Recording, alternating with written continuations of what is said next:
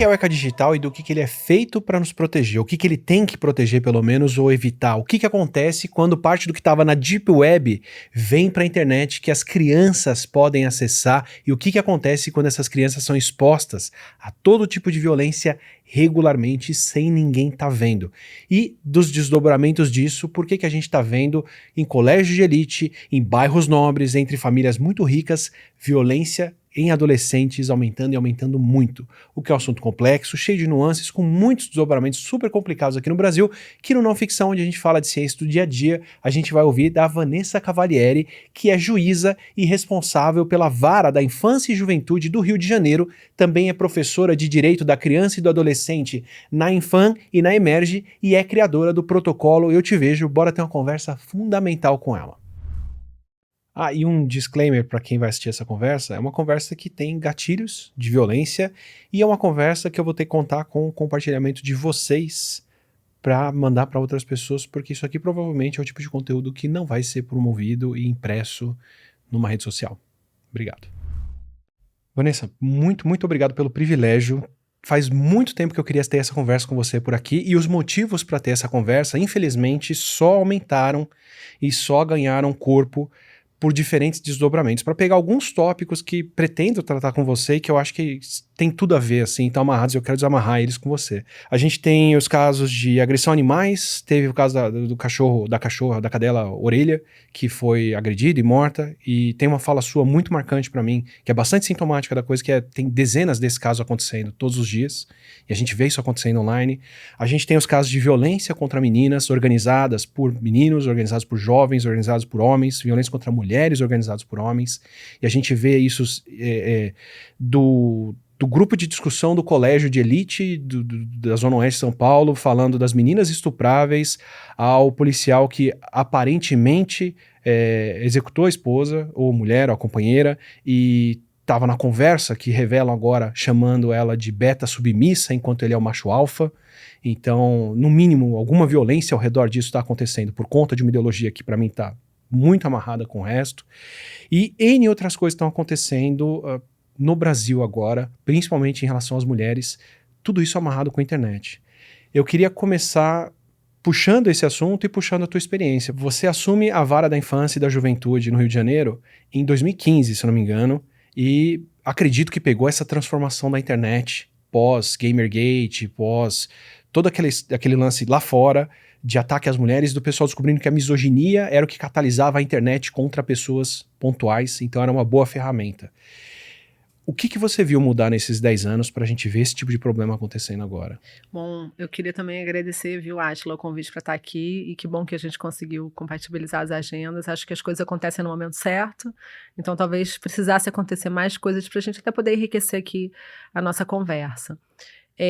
Eu realmente, eu trabalho na Vara da Infância e Juventude lá do Rio de Janeiro desde 2015, é a única vara da capital responsável pelo julgamento de atos infracionais atribuídos a adolescente, o que significa que todos os crimes, né, entre aspas, porque o nome do crime tecnicamente é ato infracional, mas a diferença é só a idade de quem fez, que acontecem na cidade do Rio de Janeiro, eles são concentrados numa única vara, que é a vara da qual eu sou a juíza titular. Então eu acabo tendo um ponto de observação desse fenômeno assim, do envolvimento de adolescentes em atos de violência, do fenômeno da delinquência juvenil, muito peculiar e privilegiado, porque eu tenho um banco de dados que não é uma amostragem, ele é um banco de dados que me diz assim, no Rio de Janeiro é isso que acontece, ou pelo menos é isso que chega à justiça.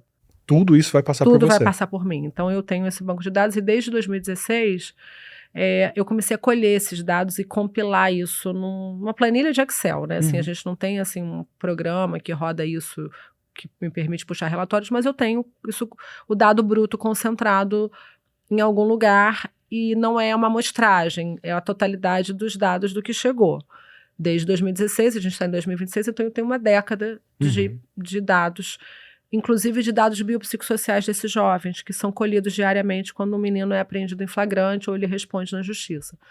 Então eu sei a idade deles, eu sei o bairro onde eles moram, eu sei qual é a configuração familiar, qual é a escolaridade deles, quantos irmãos eles têm, se eles fazem uso de droga ou não, qual tipo de crime eles cometeram, se tem passagens ou se é primário. Então, existem ali dados importantes que nos permitem traçar um certo perfil e até apontar vulnerabilidades Claro. e propor articulação com políticas públicas que podem ser elaboradas para mudar esse cenário. E, historicamente, sempre quem chegou à justiça, na vara da infância, era mesmo o réu que também depois, um pouco mais velho, chegava no sistema carcerário, ou seja, chegava na justiça criminal, que seria, então, aquele menino mais pobre, mais vulnerável, que nasceu numa família muito desfavorecida e muito desorganizada, inclusive sem recursos físicos, materiais e também recursos emocionais para lidar com aquela situação toda, que não tinha acesso a uma escola de qualidade, que o pai não era presente e que acabava se envolvendo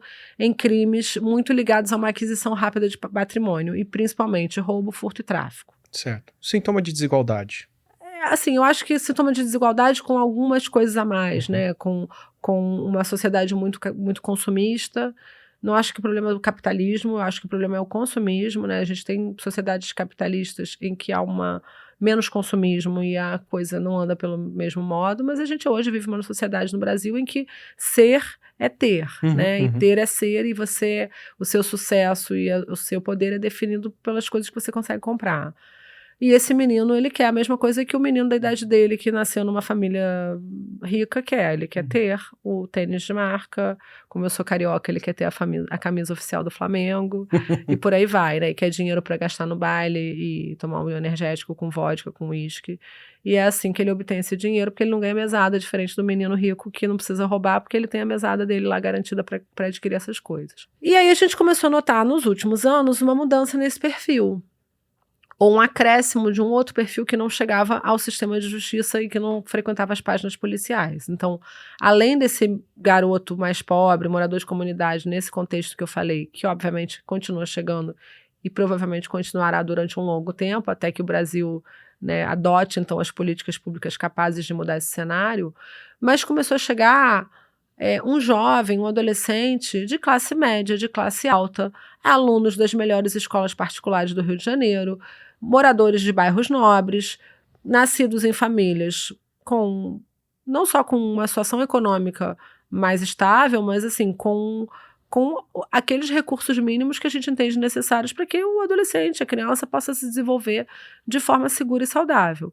E começaram a chegar ali em 2018, 2019, de uma forma bem tímida ainda. Depois de 2020, 2021, a gente teve um cenário atípico, porque era pandemia, então tudo ficou meio em modo avião ali, tudo meio hibernando. Mas quando acabou a pandemia, ali a partir de 2022, a coisa começou a chegar com muito mais intensidade. E em 2023 a gente teve um cenário assim bem catastrófico, que foi aquela onda de ataques em escolas no Brasil todo, que eu imagino que você deve se lembrar.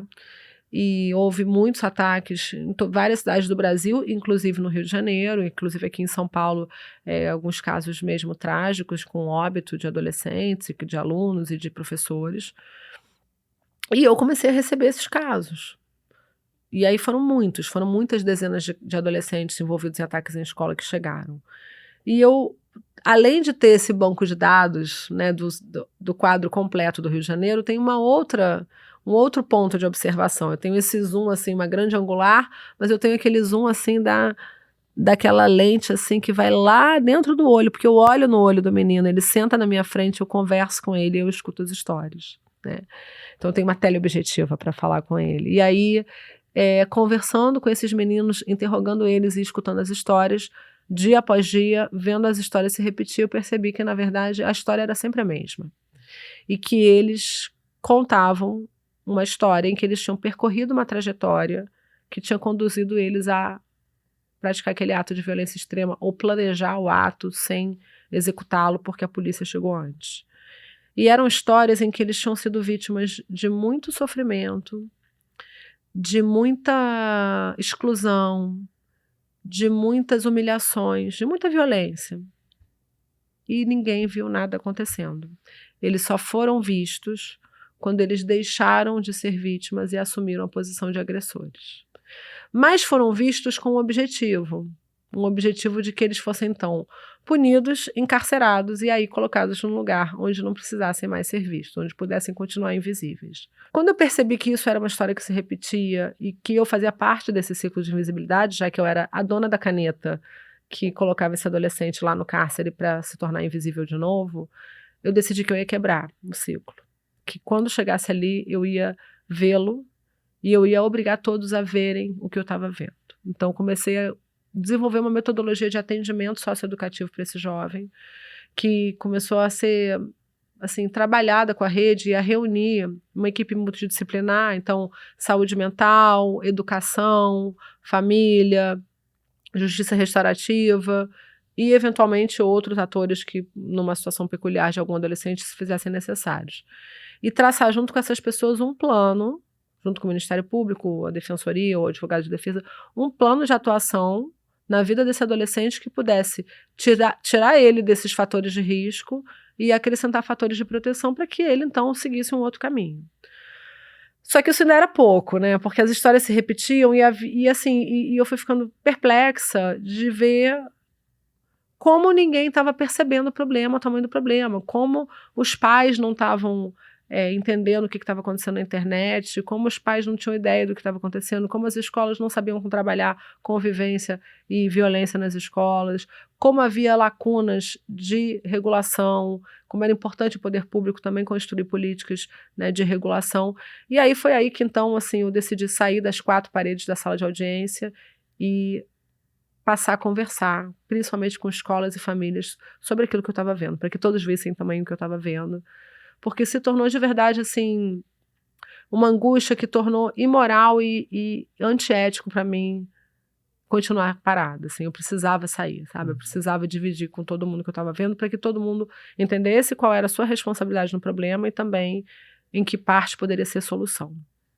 E aí começou o protocolo Eu Te Vejo, comecei a fazer essas palestras e foi assim que provavelmente em algum momento você ouviu um vídeo meu e me conheceu. O Instagram acabou, né, ficando viralizando e ficando conhecida. E então, assim, e a gente percebia então que trajetória era essa, né, desse menino que chegava lá. Eles começaram, essa exclusão e essas humilhações e essa solidão começava ainda na infância, ali nos 6, 7 anos de idade, meninos que não têm amigos, que não fazem amigos, que ficam sozinhos na escola, sentadinhos no banco do pátio sem brincar com ninguém no recreio, que quando o professor de educação física monta o time, ele nunca é escolhido para o time, que quando as famílias fazem uma festinha, um encontro, uma brincadeira no play, ele não é convidado, muitas vezes porque é uma criança neurodivergente, às vezes até sem laudo ainda, sem diagnóstico, mas que tem uma condição em que um dos sinais é uma maior dificuldade de socializar, a escola não toma conhecimento, ninguém vê, né? Só que ele cresce. E aí, quando ele cresce, ele vai chegar em algum momento na adolescência, que vai coincidir com o início do segunda fase, né, do ciclo fundamental. Então, ensino fundamental 2, que seria a partir do 6º ano, que também coincide historicamente com a faixa etária mais crítica para o bullying, que é dos 11 aos 14 anos. Tá. Daí ele começa a sofrer bullying, o bullying vai colocar ele nesse sofrimento psíquico muito severo, o bullying é uma tortura, né, ele é equiparado a uma tortura. E também, de novo, ninguém vê. Enquanto ele está sendo vítima, ninguém vê, a escola não toma conhecimento, os pais também não sabem de nada, a plateia, que são os alunos que assistem, eles não se posicionam, ele não tem grupo de apoio. E por que que ele se torna a vítima, o alvo de bullying? Porque ele está muito fragilizado pela falta daquilo que mais fortalece o ser humano, que são os bons relacionamentos, e ele não tem, né? E aí ele vai se submetendo, se sujeitando ao bullying. Tem uma questão interessante, já que a gente está num podcast de ciência, né? Que é o seguinte, assim, a pior coisa que se pode falar para uma criança, um adolescente que está sendo vítima de bullying é mandar ele se defender, ou mandar ele reagir, ou dizer para ele não deixar fazerem isso com ele. Porque você sabe, né, que todos os animais têm um mecanismo de sobrevivência que é o mecanismo de luta ou fuga. Diante de um perigo, ou a gente foge, que é o melhor, que dá mais chances para sobrevivência, ou a gente luta contra aquele perigo. Mas tem uma terceira possibilidade, que é a paralisia. Só que a paralisia ela é disfuncional, Sim, porque ela sim. não nos leva à sobrevivência, ela nos leva a perecer, né? Se chegou o leão, você nem fugiu, nem lutou, ele vai te comer e você vai morrer. A vítima de bullying, ela está no modo paralisia. Ele está tão disfuncional o modo de sobrevivência, ele está tão fragilizado que ele não luta pela própria sobrevivência.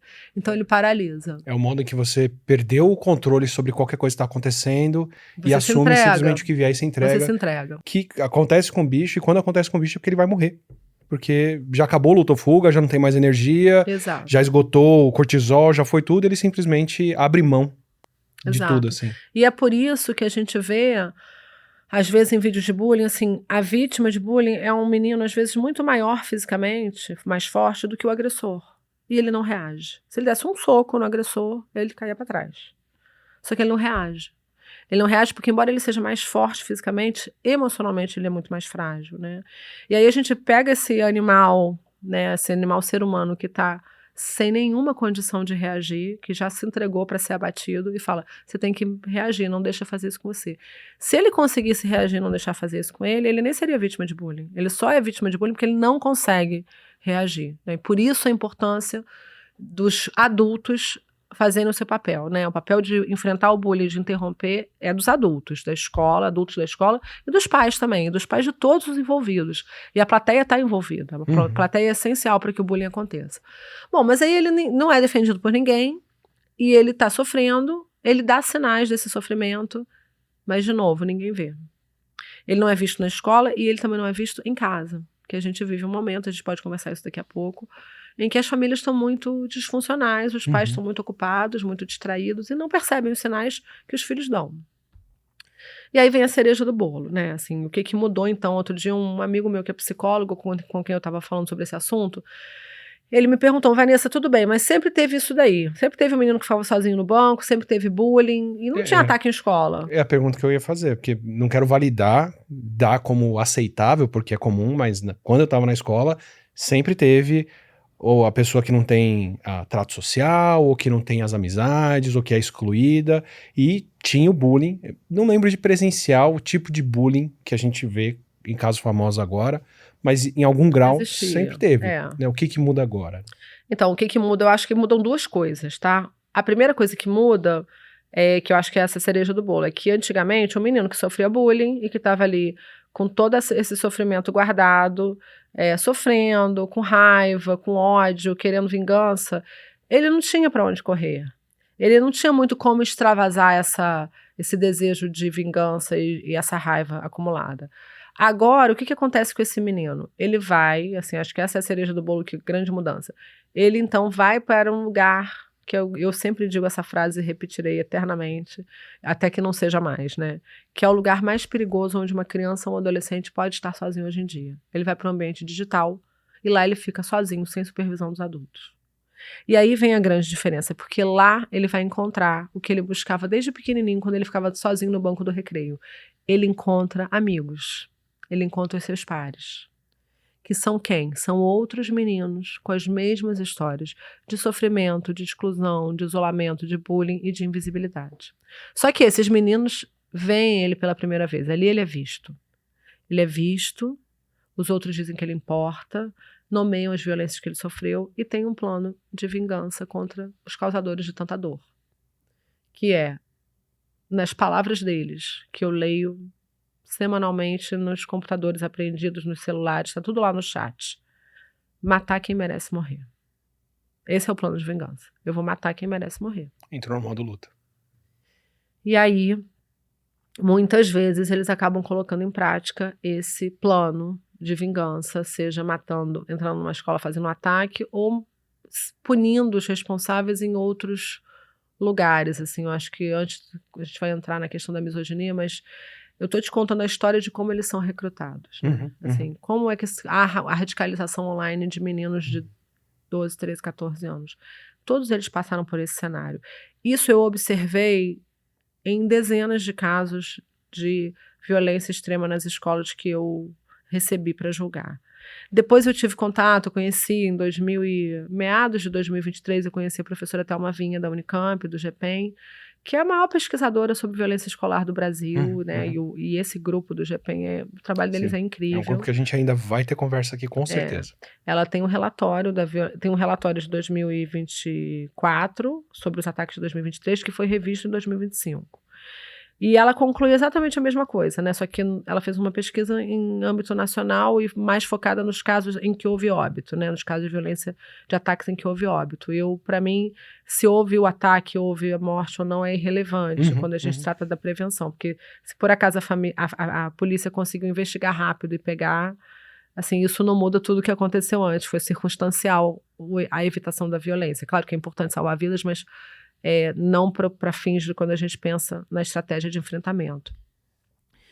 E ela conclui a mesma coisa, assim, que há um caminho muito longo até chegar nesse momento de estar pronto para se radicalizar, pronto para engolir um discurso do nome que a gente quiser dar, red pill, misógino, incel, de extrema-direita. Eu particularmente detesto que use extrema-direita, porque acho que politiza onde não é político, tá? Assim, no sentido de político partidário.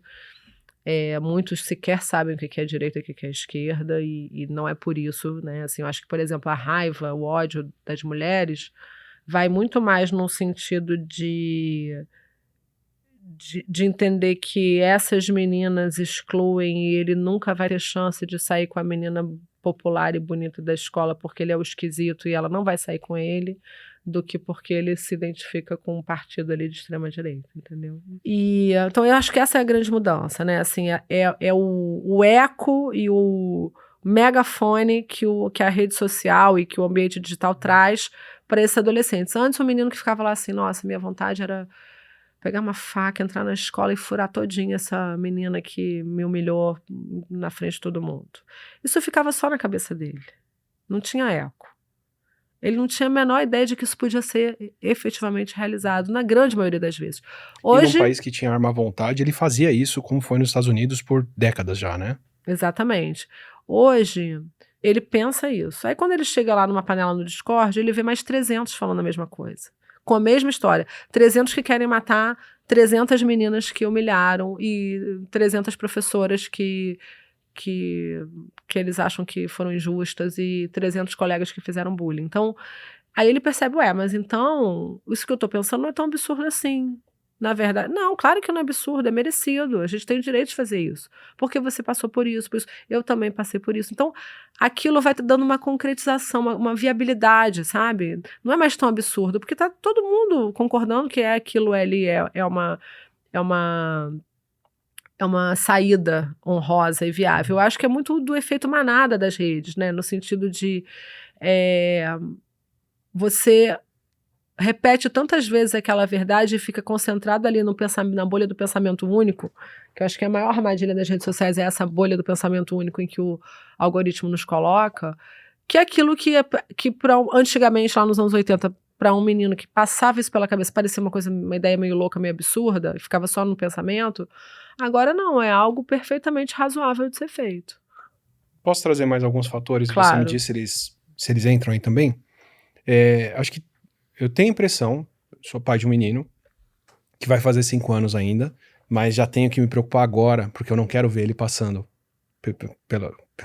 pela sua vara ou por qualquer vara dessa, por algum motivo próximo disso, ou tratando meninos, mulheres dessa forma por algum motivo nessa vida, mas também sou uma pessoa que está criando conteúdo na internet e que está no YouTube pelo menos desde 2013, então vivi um pouco do que foi também essa transformação do digital. Eu tenho a impressão de que mais algumas coisas mudaram também.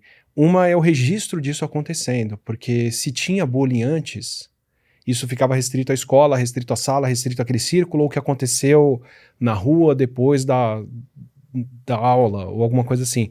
Não tinha alguém com o celular para puxar, filmar aquela humilhação, registrar aquilo e jogar numa rede social, jogar num grupo da escola, ou jogar em alguma coisa depois e organizar esse bullying como algo institucional.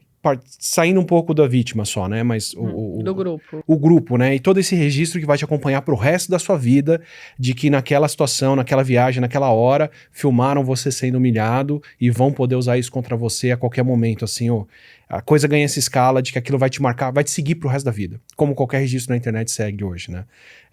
A internet não esquece, né? E isso falando só dos meninos, sem falar das meninas que também tem 500 outros problemas empilhados em cima disso. Também tem o lance de que dá dinheiro fazer isso. Dá dinheiro organizar essas coisas, dá dinheiro fazer um podcast Red Pill, dá dinheiro fazer um canal para chamar os homens, para organizar eles para fazer isso, dá dinheiro montar um grupo no Discord que vai fazer um pool e vai pôr dinheiro lá todo fim de semana para postar ou fazer não sei o que alguém vai fazer tal coisa. E particularmente em torno da misoginia, tem muito dinheiro envolvido, né? Sem falar em capital político, votos, outras coisas, também é uma boa ferramenta para angariar causas que a gente tem uma conversa aqui eu não sei se vai estar ao ar enquanto a gente conversa aqui, acredito que ainda não, com o Yuri, que é um pesquisador da Unicamp, mostrando que desinformação sobre ciência acompanha conteúdo de supremacia masculina, ou masculinista, ou machista, ou misógino, como a gente quiser chamar, que os meninos que quem mais responde que não existe aquecimento global são meninos, e eles têm, por exemplo, mais chance de responder que mulheres não deviam estar em cargos de liderança, ou outras coisas. Então a evidência deles é indireta, mas ela aponta para esse gancho em comum, que é encontrar essa causa de opressão e ódio às mulheres, para amarrar outras coisas junto, nesse caso, o negacionismo climático, né? E para pegar alguma coisa, caso Epstein ou qualquer coisa assim, dá para ver que tem muita gente ali envolvida, com muito poder e muito dinheiro, que está interessada em subjugar as mulheres e fazer o que querem delas, né? Então, me parece que também tem outros novos fatores que entram aí para potencializar essa vitimização que acontecia antes. Eu concordo quando você fala da questão do cyberbullying, né, desse bullying online. Eu vejo assim, eu falei de um fator que seria essa, que para mim é o preponderante, que é o que o ambiente digital traz de palco, né, e de cenário para que isso aconteça. Tem uma outra mudança que eu acho que foi muito importante também, de lá para cá, que é o estilo de educar. Então as famílias mudaram, né? E hoje a gente tem um estilo parental, né, uma forma de educar muito permissiva em muitas famílias. Então, assim, lá nos anos 80, nos anos 90, eu sempre falo sobre isso e sempre sou, assim, super criticada quando isso aparece no ambiente digital, de que, assim, havia um modelo parental de educar que era, na maioria das vezes, autoritário e violento, e não deu certo, né? Não deu certo. As palmadas, engole o choro, senão vou te dar um motivo para chorar de verdade, não discute comigo, criança não tem querer. Esse modelo não deu certo, ele produziu uma sociedade, que é uma que a gente tem hoje, nós adultos que fomos educados nesse modelo, e eu fui, provavelmente você também, violenta, uma sociedade que mata 4 mulheres por dia, e elas são mortas não num assalto ou por um psicopata serial killer, elas são mortas por um homem que jurou amar e proteger. Um homem que provavelmente quando era criança escutou, tô te batendo porque eu te amo. Tá? Então não deu certo. Não tinha juntado esses pontos. Não deu certo. E aí nessa busca, nesse intuito de se afastar desse modelo que a gente sabe que não deu certo, porque ele machucava a alma, porque ele desconectava pais e filhos, porque chegou um momento que tudo que a gente queria era a distância dos nossos pais, né? Porque a gente não confiava neles quando a gente tinha um problema, veio uma busca por se afastar desse modelo e por buscar uma forma de educar que fosse mais respeitosa, que fosse não violenta. E aí, o que aconteceu? Muita gente confundiu um modelo parental mais construtivo, mais até restaurativo, com a permissividade, que é o pior de todos. É o que mais causa dano, na minha opinião e na opinião de muitos estudiosos de educação infantil. Por quê? Porque quando o modelo parental é permissivo, não tem nenhum adulto fazendo papel de adulto na vida daquela família. E aí, quando as crianças são largadas sozinhas para fazer o que os adultos deveriam estar fazendo, elas estão em abandono.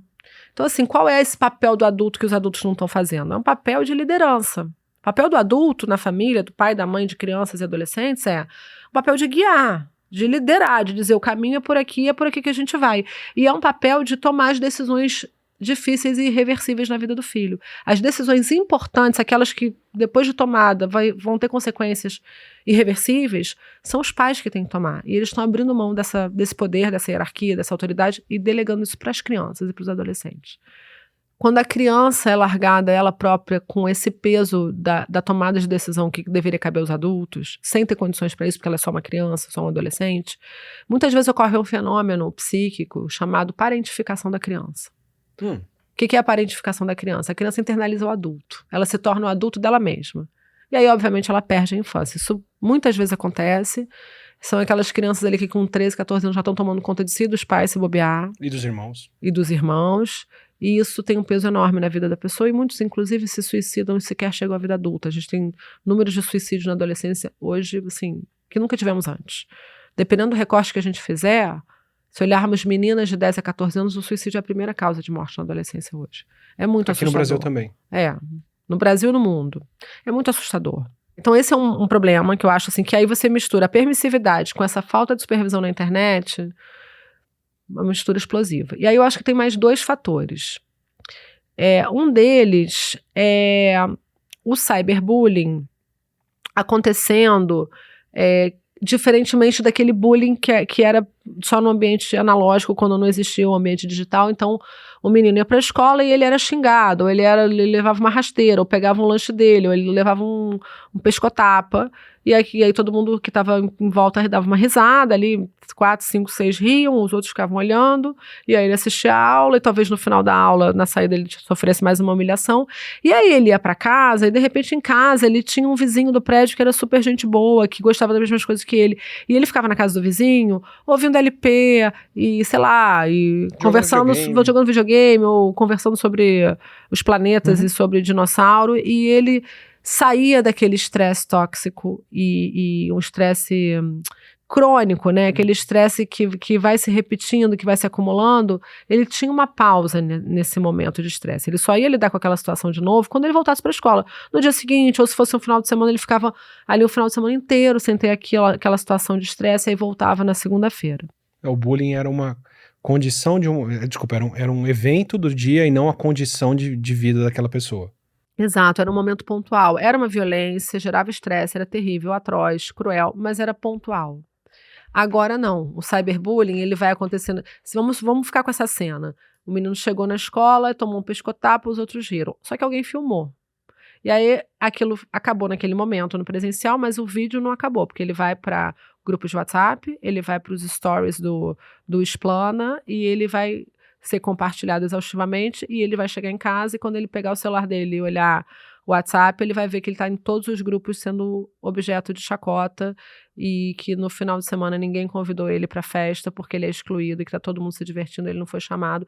Então esse estado de estresse decorrente do bullying, da exclusão, ele vai durar 24 horas. Por isso até que a lei, por exemplo, do bullying pune de forma muito mais dura o cyberbullying do que o bullying. São 2 crimes, mas o cyberbullying é apenado, né, de uma forma muito mais dura. E acho que a terceira, ou melhor dizendo, a quarta mudança muito importante, que foi algo que isso eu observei acontecer, por exemplo, de 2019... você estava descrevendo antes e pós-pandemia, né? De 2019 para 2023 e 2024, que mudou. Em 2019 foi um ano bem difícil, em termos de ataques em escola, porque era o ano em que o atentado de Columbine foi o primeiro, assim, que ficou muito célebre. Ele fazia 20 anos, ele completava 20 anos no dia 20 de abril de 2019. Então havia naquele momento um movimento mundial se combinando vários massacres em série no mês de abril de 2019 como um tributo a Columbine. No Rio de Janeiro, por exemplo, a gente teve mais atentados planejados em 2019 do que 2023. Só que qual era a grande diferença de 2019 para 2023? É que em 2019 isso acontecia na Deep Web, na Dark Web. Isso não acontecia na superfície. E em 2023... E em 2023 já, em 2024 mais ainda, isso passou a acontecer na superfície da web. Onde? Então essa violência saiu da dark web, da deep web, e migrou para a superfície. Eu vou explicar onde, mas assim, só para quem está nos ouvindo, caso a pessoa não entenda muito o que é deep web e dark web.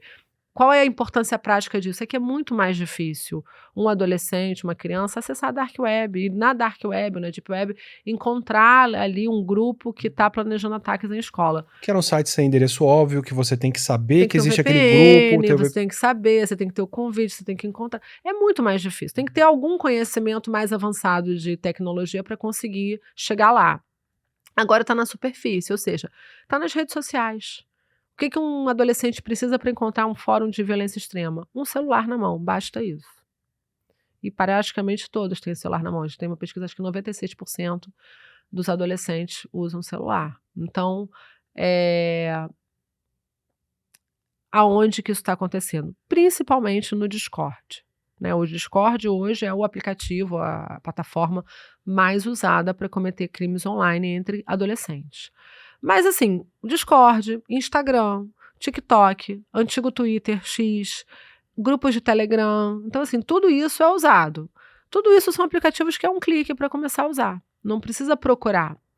E a gente tem ainda nuances, assim, de casos que eu tenho acompanhado, que chegam à minha vara, que, por exemplo, a gente sabe que vários adolescentes usuários do TikTok tiveram no seu For You, né, no algoritmo, sugeriu para eles links para a comunidade de violência extrema no Discord.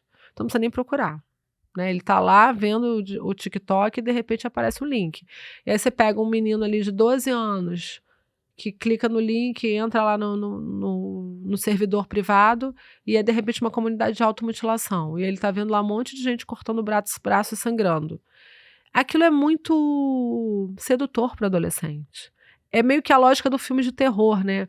Assusta, gera um pouco de medo, de aversão, mas ninguém consegue parar de ver, né? E Quer gera uma dizer, eu habituação, particularmente odeio, mas os adolescentes veem, gostam de ver. Por que gosta de ver aquilo que choca, que dá medo e que tem ali aquele sangue todo, né? Então muitos começam a ficar ali encantados com aquilo, meio seduzidos, meio perplexos e não conseguem largar. E aí nem todo adolescente é recrutado, nem todo adolescente é radicalizado. O que que faz alguns ficarem, outros, Deus me livre, não vou ficar vendo isso aqui que é horrível, e vai embora, né? Então isso é uma coisa que a gente pode pensar a respeito do que está acontecendo, que alguns permanecem, se envolvem tanto. Vários pontos aí pra mim. Um deles é, eu vivi o que foi o chacoalho que o TikTok deu em redes sociais. Porque, por favor, me corrige, mas como produtor de conteúdo, usuário, eu vi o que foi o YouTube começar permitindo pirataria de música e de outras coisas, e à medida que ficou grande, em parte por isso, ter que assumir contratos com gravadoras, com um monte de coisa, e proibir pirataria, e não deixar mais subir filme, não deixar mais subir clipe de música ilegal. Hoje em dia tem uma censura enorme. Não precisa nem chamar de censura, tá, gente? Tem uma fiscalização filtro, enorme, né? um filtro enorme de você colocar qualquer momento de filme, clipe e vídeo. Eles pecam pelo excesso e não pela falta disso. Maravilha. O Instagram também, pra mim, tava num ponto desse até um pouquinho antes do TikTok. Mas aí vem TikTok, numa certa medida, Kawaii muito mais, que para ganhar usuários estão permitindo aquele conteúdo borderline pornografia, borderline violência, meio proibido, meio permitido pode. O Kawaii foi pego contratando conteúdo de notícia falsa para gerar clique. E os outros começam a ver, bom, se eu não adotar essa medida, eu vou ficar para trás. Então, o Instagram em particular, para mim, eu tenho essa experiência, não sei se é o fato, o que aconteceu, mas me parece que voltou a permitir muito mais conteúdo de nudez, violência, outras coisas, para competir com o TikTok do que era um pouco antes. E acho que um pouco dessa competição dessa galera, sem falar nos grupos de Telegram, de Discord e outras coisas, meio que permitiram um pouco mais isso, porque você está me citando redes que até hoje, pelo menos por desinformação, pelo menos pela queixa do Drauzio, de quem faz anúncio com publicidade falsa, usando o nome dele, o Drauzio Varela, com anúncio de saúde, são as redes que não respondem sobre isso mesmo. O YouTube me dá uma ferramenta que eu posso falar. Tem alguém usando seu vídeo? Ele me mostra todo lugar em que meu rosto está aparecendo. Se pegou um trecho de vídeo meu, se pegou alguma coisa, uma fala. Então eu tenho um certo controle sobre a minha imagem. Instagram, boa sorte. Então não é uma dificuldade técnica, é uma estratégia de plataforma. Né? É parte da receita deles, é isso. Eu não tô achando eu não tô achando estranho ouvir esses nomes, porque pelo menos para a parte de desinformação de saúde, são redes que tradicionalmente permitem um pouco mais disso. TikTok tem toda uma política própria do que pode ou não ir ao ar, que eu nem sei explicar porque é super opaca. Mas o Instagram me parece muito mais flexível em relação a isso em anos recentes com a subida do TikTok do que era antes. Não sei se é o seu sentimento a respeito deles. Olha só, Átila, eu nem posso te falar porque eu, assim, do ponto de eu posso falar assim, o que eu observo não como juíza da vara da infância, assim, como mãe, como usuária das redes, porque como juíza, eu posso te falar que, assim, eu só sei o que chegou, porque quando passou a chegar, antes não chegava. Então eu não sei se não chegava porque não acontecia ou não chegava porque as redes eram mais cuidadosas, né, eram mais protegidas, mas não chegava, né. Aí eu vou por a pandemia nesse meio, então. A pandemia tem um papel de ter, talvez acelerado ou trazido para um momento da vida mais precoce, o acesso a tantos lugares virtuais, né? Então, vou falar como mãe, eu observei isso na pandemia. Eu tenho 2 filhas, quando começou a pandemia, uma tinha 11 anos e a outra ia fazer 12. Não, ia fazer 13, tinha 12 e 11. Então, essa que ia fazer 13, ela acabou ganhando celular e ganhando um pouco mais de liberdade para usar redes sociais, grupo de WhatsApp e tal, porque era a única forma que ela tinha de conviver com os colegas. Sim, né? E de ter aula, né? Mas a aula, ela até tinha um computadorzinho, um Chromebook, ela não precisava do celular para ter aula, mas precisava do celular para ter alguma vida social. E a mais nova, que a nossa ideia era não dar o celular tão cedo, era esperar até uns 13 anos, mas assim, de novo, todas as amigas tinham, e se eu não desse, ela não tinha nem como falar com ninguém, né? Então, eu acabei liberando. E isso aconteceu com muitas famílias. E no momento em que os pais eram muito menos letrados digitalmente do que hoje em dia, né? As pessoas, eu mesma, que já trabalhava com infância, que sou uma pessoa que eu me considero estudiosa, esclarecida, tudo mais, com alta escolaridade, eu não sabia que existia, por exemplo, aplicativo de controle parental. Então, o meu controle do tempo de uso era meio na raça, ali no relógio. Eu olhava e falava assim, tá muito tempo que você tá no celular, me dá aqui, deixa eu pegar de volta. E aí, a minha filha virava um doutor, Mr. Jack ou Dr. Hyde, sabe assim, virava da água pro vinho, era uma menina doce, gentil, de repente ela virava um bicho, porque eu tirei o celular. E aí eu falei, peraí, tem alguma coisa errada nisso. Eu já vi essa história antes, só que foi com a abstinência de droga nas notícias que a gente lê por aí, né? E aí que eu fui ficando mais atenta e falei, deixa eu estudar isso, deixa eu ver o que está acontecendo. Mas assim, eu me lembro que quando em 2018, antes da pandemia, 2018 ou 2019, eu comecei um movimento na escola delas para tentar convencer o diretor a proibir o uso de celular na hora do recreio, no sexto e sétimo, no quinto e sexto, não, no sexto e sétimo anos, né? Porque até o quinto ano era proibido, no sexto era liberado. E aí o que eu vi foi que, de repente, eu fui para a escola fazer alguma coisa e olhei o pátio, estavam todas as crianças de 12 anos no celular e ninguém mais conversava. Ninguém brincava, ninguém fazia nada, a não ser ficar no celular. E eu comecei a levantar esse debate no grupo de mães, do WhatsApp, falar com o diretor, e eu era uma mãe louca.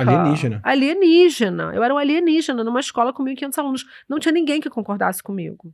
As pessoas falam, mas qual é o problema? Elas ficam fazendo dança do TikTok juntas. Eu falei, gente, mas isso tem um problema. Tem um problema não brincar, não se movimentar, só ficar dançando no TikTok. Tem um problema a gente passar pelos corredores e na hora do recreio tá todo mundo jogando Minecraft no corredor em vez de estar jogando bola. E eu era um ET, né, como você mesmo falou. Então, isso mudou. Né? Então, naquele momento, eu acho que juntou essa necessidade de liberar os equipamentos por causa da pandemia, porque tanto uma necessidade de estudo, de aula, quanto também de entretenimento e de vida social. Acaba o convívio para olhar no olho da pessoa para entender a consequência do que você falou e fez com ela. Tudo. E aí, e ainda por cima de famílias que não letradas digitalmente, que também não tinham noção de que havia um perigo. A gente estava ali numa idade ainda das trevas. Eu gosto de comparar esse primeiro momento em que a gente começou a entregar smartphone para crianças ali, 2000 talvez no Brasil um pouco mais tarde que os Estados Unidos, acho que 2015, por ali, com os fumantes dos anos 50. Exatamente, né? O modelo mental que eu tenho, inclusive para IA hoje. Parece que tá todo mundo, não, deixa seu filho fumar, ele vai emagrecer, vai ajudar ele a se concentrar. Deixa ele usar IA, deixa ele usar o celular. Eu acho que IA o pessoal já tá começando a acordar, tá? Assim, e pra tela eu acho que já saímos, a gente já tá nos anos 80 do cigarro, todo mundo já sabe que faz mal, que dá câncer, né? Então assim, mas no início era isso, quer dizer, eu não era nascida nessa época, mas as pessoas fumavam para passar o tempo, porque era chique. Com as crianças presentes. Não, e assim, eu uso, tem uma apresentação quando eu falo sobre a mudança, né, e sobre a necessidade da gente se atualizar, até uma palestra que eu faço para juízes sobre o ECA digital, que eu mostro alguns anúncios de cigarro lá nos anos 50 e 60. Então, um anúncio é uma enfermeira, vestida de enfermeira, com uniformezinho, fumando e recomendando cigarro. Um anúncio que é um médico e o slogan é: os médicos preferem tal marca. E um deles que é um bebê falando pra mãe: mamãe, você precisa experimentar o cigarro tal. E ela fala: nossa, é muito bom, você nunca pode fumar demais o cigarro tal. Então assim, era isso, a gente tinha bebês e profissionais de saúde fazendo propaganda de cigarro nos anos 50 e 60. Pra gente chegar nesse ponto até o lugar onde a gente está hoje, que você tem uma foto da pessoa toda estourada com câncer de pulmão na caixa do cigarro, pra pessoa olhar para aquilo toda vez que vai pegar um cigarro, a gente teve um longo caminho de mudança de cultura e de conscientização. Eu acho que isso está acontecendo com as telas. Lá no em 2018, 2019, a gente tinha essa mentalidade de que tudo bem, o celular, mas ele gosta tanto, olha como ele fica Já estão feliz, criando ele fica familiaridade com quietinho. tecnologia, já tá aprendendo desde cedo. Isso. Olha, já Não nasceu adianta sabendo proibir, mais. essa geração é geração. São os nativos digitais. Hoje a gente sabe que essa expressão nativo digital ela é equivocada, porque eles não são nativos digitais, né? Eles têm mais facilidade de aprender a mexer na tecnologia, mas não significa que eles sabem Sim. dos riscos, dos perigos e como usar adequadamente. E aí eu acho que juntou uma coisa com a outra e fez a gente chegar nesse ponto. Só que aí eu sempre lembro o seguinte, a pandemia acabou. Tudo bem, a gente teve uma necessidade, mas foi uma necessidade pontual. Como a gente precisou de distanciamento, como a gente precisou usar máscara, como a gente precisou lavar a mão de um jeito que a gente não lava mais, né? A gente teve cuidados, assim, que a gente não adota mais. Hoje em dia você fica gripado, você tá espirrando, você tá tossindo, você vai pra rua, você pega um ônibus, um metrô, você não usa máscara, né? Talvez uma pessoa ou outra que seja mais cuidadosa vai fazer isso. Mas a população em geral não faz isso, né? Assim, seria bom que fizesse, mas não faz. A gente não incorporou essa prática hoje para sempre. A gente entendeu que naquele momento isso era uma questão de sobrevivência, a gente fez. Mas a gente deixou naquele momento aquelas medidas excepcionais que precisavam ser feitas. Eu acho que essa tela para crianças e adolescentes que foi dada na pandemia com essa justificativa, mas a pandemia, foi essa medida excepcional que já passou esse momento. E não há nada que justifique continuar fazendo aquele momento. Porque hoje eles podem jogar bola, eles podem ir à praia, eles podem beijar na boca, eles podem se encontrar. Né? Então, eu acho que tem esse fator. Então, eu acho que isso conversa com essa mentalidade que você falou muito bem. É uma mentalidade que a gente precisa mudar. Uma cultura de que o perigo está do lado de fora e que dentro é seguro. Né? A gente ainda tem essa ideia, porque era assim nos anos 80, nos anos 90. O perigo estava na rua e dentro de casa era seguro. Você trancou a porta, você está seguro em casa. O que as pessoas precisam entender, e eu acho que assim, no dia que as pessoas entenderem isso, fica 90% dos problemas resolvidos, que é entender que a internet é a rua. As pessoas precisam entender que a internet é a rua. Se você me perguntar, me dá uma dica para os pais protegerem os filhos no ambiente digital, é lembrar que a internet é a rua, porque a gente sabe proteger na rua. A gente sabe o que fazer. A gente sabe com quantos anos o nosso filho não pode sair sozinho, com quantos anos você ainda tem que ficar, seu filho de 5 anos, eu tenho certeza que quando você vai atravessar um sinal com ele, você fica segurando a mão dele, você não larga a mão, mas o seu filho sabe o que é vermelho, o que é verde, o que é amarelo, não sabe? Ele sabe o que é, você pode explicar para ele, você vai esperar o sinal ficar vermelho, aqui em São Paulo farol ficar vermelho, e só quando ficar vermelho e a gente vai olhar os carros pararem e a gente pode atravessar a rua. Ele entendeu o comando. Mesmo assim, você não solta a mão. Porque você sabe que seu filho tem um cérebro imaturo e que não está na hora dele ter condições de obedecer esse comando, por mais que ele tenha entendido o comando.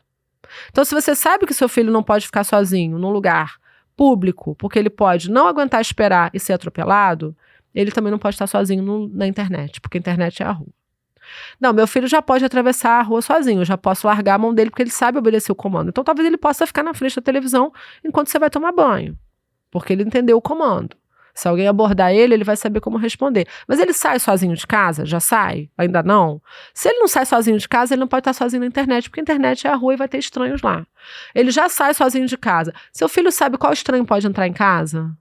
Ah, a gente não deixa o estranho entrar em casa. Deixa sim. Deixa sim. Chegou o cara que vai consertar a internet, você deixa entrar. Seu vizinho tá com vazamento, falou, vou mandar o operário lá ver o vazamento amanhã, 8 da manhã. Você deixa entrar. Aí chegou o entregador da farmácia, não pedir farmácia, você não deixa entrar. Nós adultos sabemos avaliar esse risco. Seu filho já sabe avaliar o risco? Qual adulto que pode entrar ou não? Minhas filhas, por exemplo, já sabem.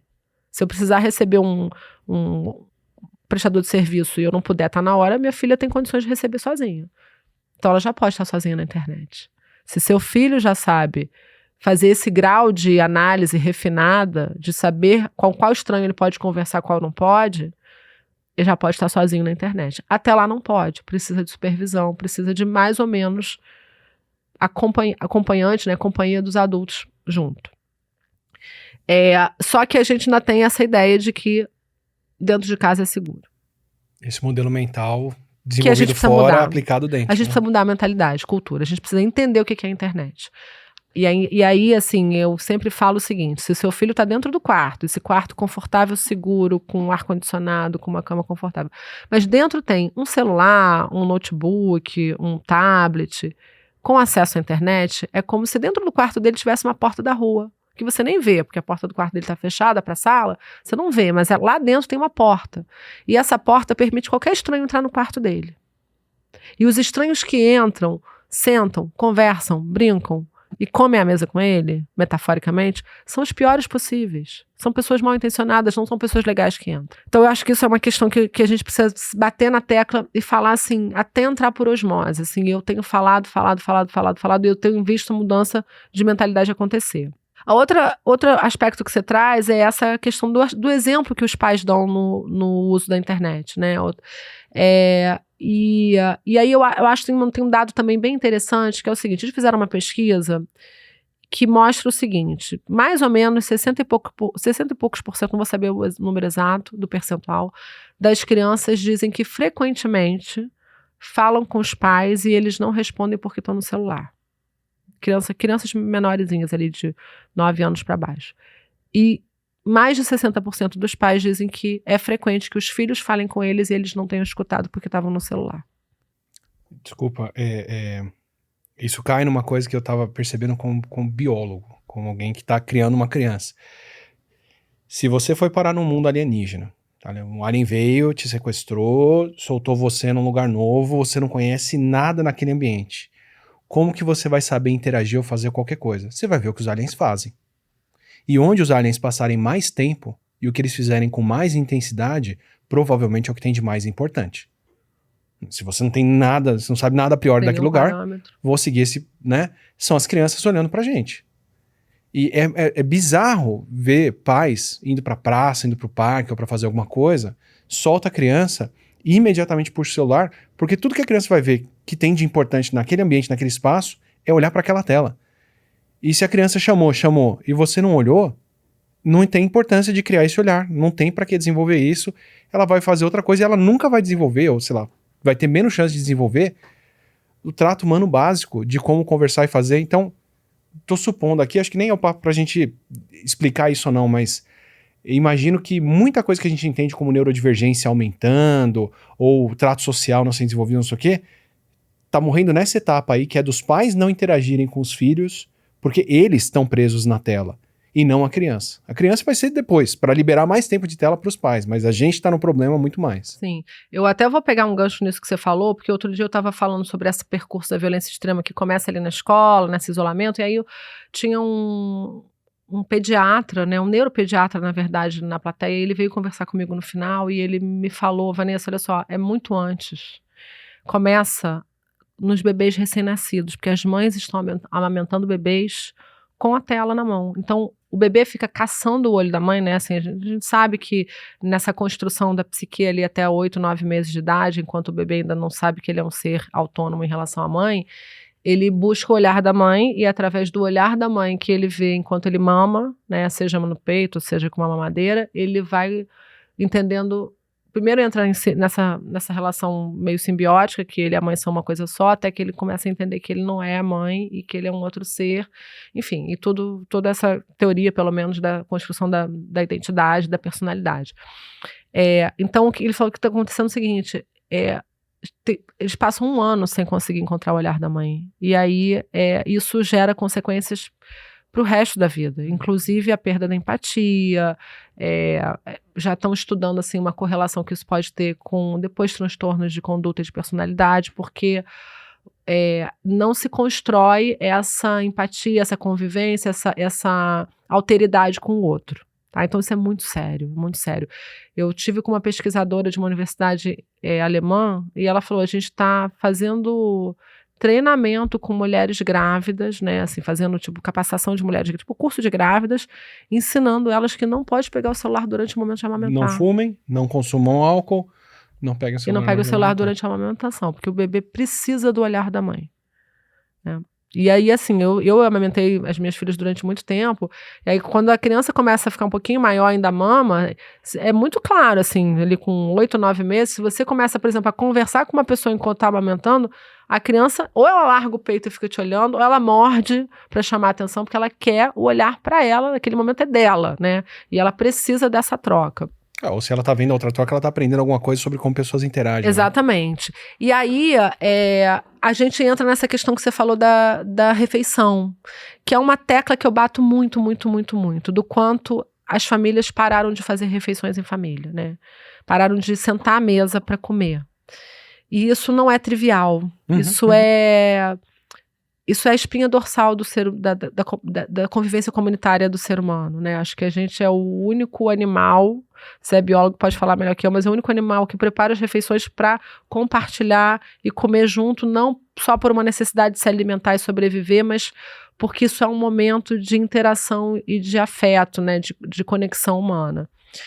Até aquele Michael Pollan, né, no livro Cozinhar, que é Cooked em inglês, ele fala que quando o homem descobriu o fogo e passou a cozinhar os alimentos, né, que houve uma mudança na forma como o ser humano se relacionava, porque não precisava mais caçar e comer imediatamente o animal, podia levar para a família, para cozinhar e para todo mundo comer junto. E a partir daí a gente passou a ser menos nômade e parar nos lugares para poder compartilhar a comida, né? Então, e aí assim, tem um estudo que mostra que fazer uma refeição por dia em família reduz em até 60% o risco de adolescentes se envolverem com álcool, drogas e sexo sem proteção. Então, assim, a refeição em família é um fator de proteção na adolescência. E as famílias estão parando de fazer isso. Cada um come no horário, adolescentes pegam um prato, esquentam, comem a comida no quarto, vendo uma série, cada um no seu celular. A gente vai em restaurante, a gente vê claramente 4 pessoas de uma mesma família, pai, mãe, dois filhos, cada um no celular, 4 celulares à mesa, ninguém conversa, ninguém olha no olho. E aí os pais não percebem os sinais que eu falei no início, que os adolescentes dão. Que as crianças apresentam sinais que alguma coisa não vai bem. Mas ninguém percebe, porque ninguém está olhando para o outro. Essa coisa do não ser visto, né? Do quanto a gente precisa resgatar a convivência. E do quanto o celular, ele nos, como adultos e como pais, ele nos retira dessa obrigação de investir na convivência, né? Eu não preciso olhar para o meu filho, eu não preciso ver ele sofrendo, eu não preciso perceber que ele está quieto, eu não preciso dar atenção, eu não preciso escutar e muitas vezes escutar sem saber o que fazer e o que responder. Eu não preciso estar disponível emocionalmente porque a tela me distrai e o distrai, né? Distrai todo mundo e nos anestesia disso daí. Só que essa falta do ser visto, ela vai aparecer em algum lugar. Vai aparecer. Assim, quem não é visto no início vai ser visto lá no final, quando o menino é preso, quando ele é internado numa clínica psiquiátrica, quando ele tenta suicídio, quando ela tá se cortando, né? Quando ela tem uma parada cardíaca porque parou de comer, ninguém percebeu que ela tava com anorexia. Então, assim, esse cuidado, ele vai ter que aparecer em algum momento, que seja no início de forma preventiva e muito mais agradável e gostosa, se a gente poder ter essa convivência com os nossos filhos, né?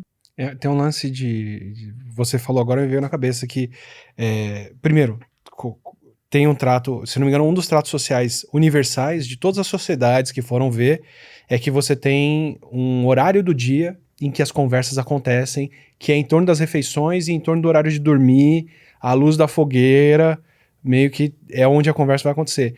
E eu lembro disso em casa, que assim, o momento em que eu vou ouvir, eu pego meu filho na escola, geralmente a minha esposa leva, eu pego. E você vem, né, puxando a conversa. O trajeto para casa é curto, mas a gente vem puxando a conversa. Ah, como é que foi hoje? Quem foi? Quem não foi? O que você comeu? O que você não comeu? O que você brincou? O que você fez? E a criança tá cansada ali, ela vai falar alguma coisa, mas ela não... monossilábica. Tipo, foi legal, quem não foi não sei quem, ou a gente fala alguma coisa no trânsito. É só no fim da refeição que ele espontaneamente vai ter um momento que ele... Papai, hoje não sei o que, não sei o que lá. Ou mamãe, hoje não sei o que, não sei o que lá. É no fim da refeição. Depois de 1h30, já chegou, já tomou banho, tá sentado, comendo, tá terminando a refeição, é naquela hora ali, com fruta, alguma coisa, que ele comenta alguma coisa do que foi o dia. Geralmente é aí, quer dizer, se você não tiver essa 1 hora improdutiva, você não vai chegar nesses 15, 20 minutos produtivos de ouvir da criança como é que foi o dia dela. É muito surreal. Eu vejo isso muito com as minhas adolescentes, tá? Assim, adolescentes, tem até uns memes na internet que falam assim, de manhã você dá bom dia, quase você leva uma patada, né? Literalmente. Mas chega à noite, você tá exausto, eu durmo cedo e elas querem falar, querem contar. E eu tenho, assim, eu tento priorizar pelo menos o jantar, a gente jantar juntas. Não é todo dia que eu consigo, mas eu tento me organizar para a gente jantar juntas. E como eu gosto de cozinhar, assim, eu sempre preparo o jantar e é o momento que a gente senta para comer nós três. E é o momento que elas hablam, e hablam e hablam, né? Porque é o momento que, às vezes, eu não tô nem na conversa, porque elas começam a falar uma com a outra. Porque fulana, porque a Elas têm uma professora idade tal. próxima, né? Tem uma idade próxima, tem 1 ano e meio de diferença. Mas aí eu começo a entrar, né? Ah, porque você viu, não sei o quê, nananã. Daqui a pouco, assim, ela falou assim, mas vem cá, me explica essa história aí do Vorcário, dos ministros do STF, não sei o quê, nananã, mas por que... E aí, assim, você vê que aí vem o negócio, aí você fala o negócio. Minha filha mais velha agora tá fazendo faculdade de Direito. Aí ela, mãe, não entendi, tive uma aula sobre tal assunto, não entendi nada, me explica aí. Aí a mais nova fala, deixa eu ver se eu entendi, é assim, assim, assado. Então, assim, há um momento em que realmente, assim, vem essa conexão. É o momento que eu não preciso perguntar como foi seu dia. Porque adolescente, você pergunta como foi o dia, como é que foi na escola, você recebe uma resposta igual todos os dias. Eles falam, foi normal. E você nunca sabe se o normal foi bom ou foi ruim. Mas nesse momento da refeição, a coisa flui sem eu perguntar. Elas saem falando, falando, falando. E é um momento que a gente tem essa troca. E às vezes, na hora de dormir, às vezes eu já estou até na minha cama de olho fechado, de luz apagada, e entra uma para me contar, mãe, você não sabe o que aconteceu. E aí vem e fala, às vezes até assuntos mais sérios, às vezes pede conselho, ou quer dividir uma angústia. Então a gente tem que estar aberto para isso, e isso não cai do céu, né? Isso é um investimento mesmo de tempo e de disponibilidade emocional. Sim, sim. E para até aqui acho que a gente elencou o pano de fundo, né? O cenário de fundo. Tudo que está acontecendo, do que se transformou e mudou, para desembocar nessa mudança que você viu e mediu dos últimos 10 anos aí, do tipo de crime, de violência, das coisas mudando com essa relação com a internet. Agora eu queria ancorar em situações práticas ou em eventos recentes. A gente começou falando do cachorro, Orelha, que sofreu violência e foi morto, gravado, com gente publicando isso na internet. Tem uma fala sua dizendo dezenas desses acontecem por dia e isso tem uma explicação, tem um pano de fundo. Outra fala sua na CPI do crime organizado, falando sobre violência sexual contra as mulheres, falando que todos os atos de violência contra elas têm um fenômeno em comum por trás. O que são esses fenômenos em comum?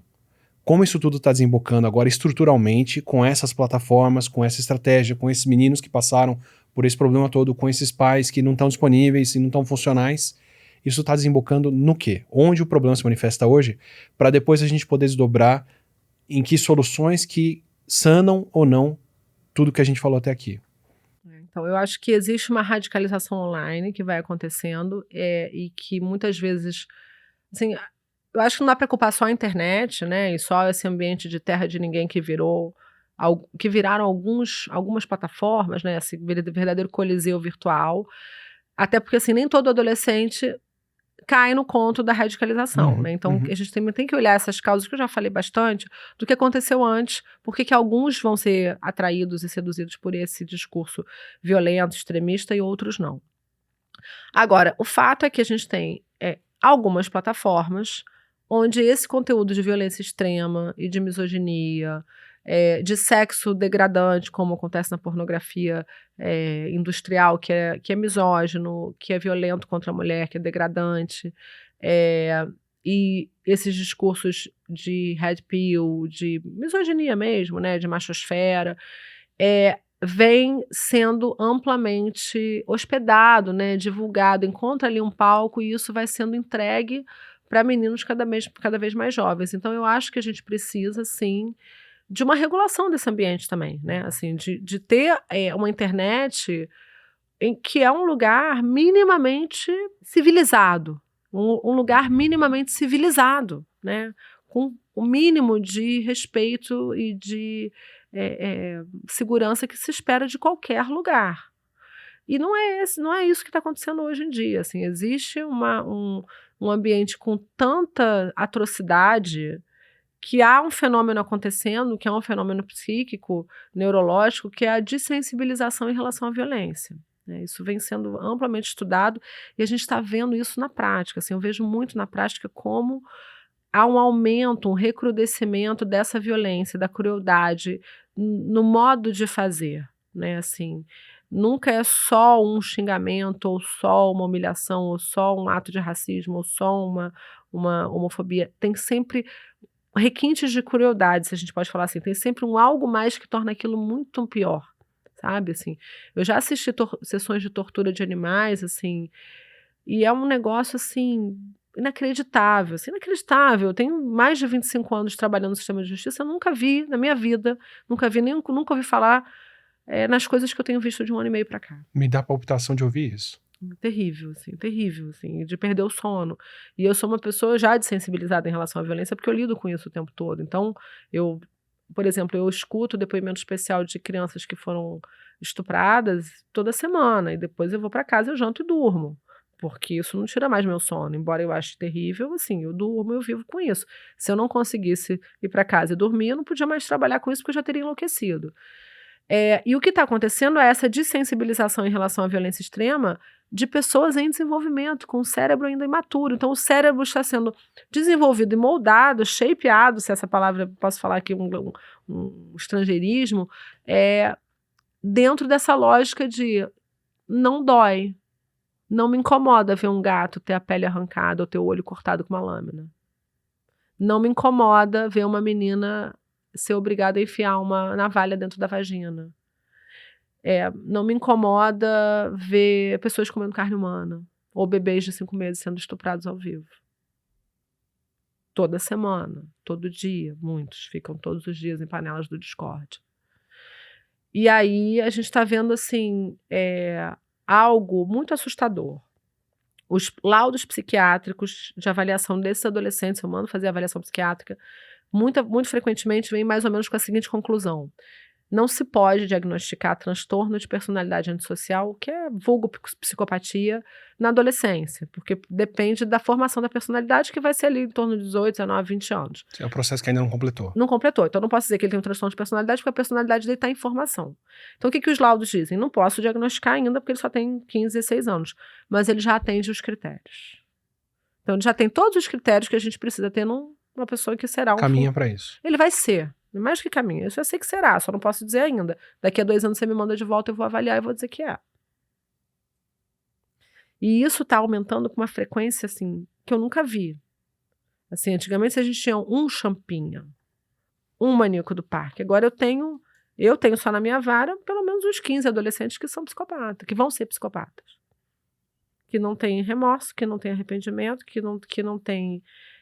empatia, que tem prazer na dor alheia, que praticam sadismo com animais e com pessoas, e que assim que puderem vão matar de novo. E vou te falar mais, a gente não tem uma solução jurídica para esse caso. Não? Porque para os adultos ainda tem. Um adulto, um maníaco do parque da vida, você tem a medida de segurança. Você bota ele no manicômio judiciário, que está para acabar, o CNJ já mandou fechar, mas não deu uma solução. Então a decisão foi meio, vai fechar, vai acabar, mas tem que primeiro achar um mecanismo de solucionar isso. Mas você está me dizendo que é uma pessoa que não poderia conviver em sociedade. Não, olha só, mas para adolescente não tem medida de segurança. Não existe uma previsão de uma internação psiquiátrica para um adolescente até que ele evolua no tratamento e possa voltar a conviver em sociedade. Só que assim... E aí eu não sei te dizer até que ponto, eu tenho estudado isso, tenho tentado entender, tenho estudado muito saúde mental, né? Eu acho que se tivesse uma faculdade de psiquiatria autônoma em relação à medicina, eu até entrava para fazer, porque eu cada vez mais preciso dessas competências no meu trabalho.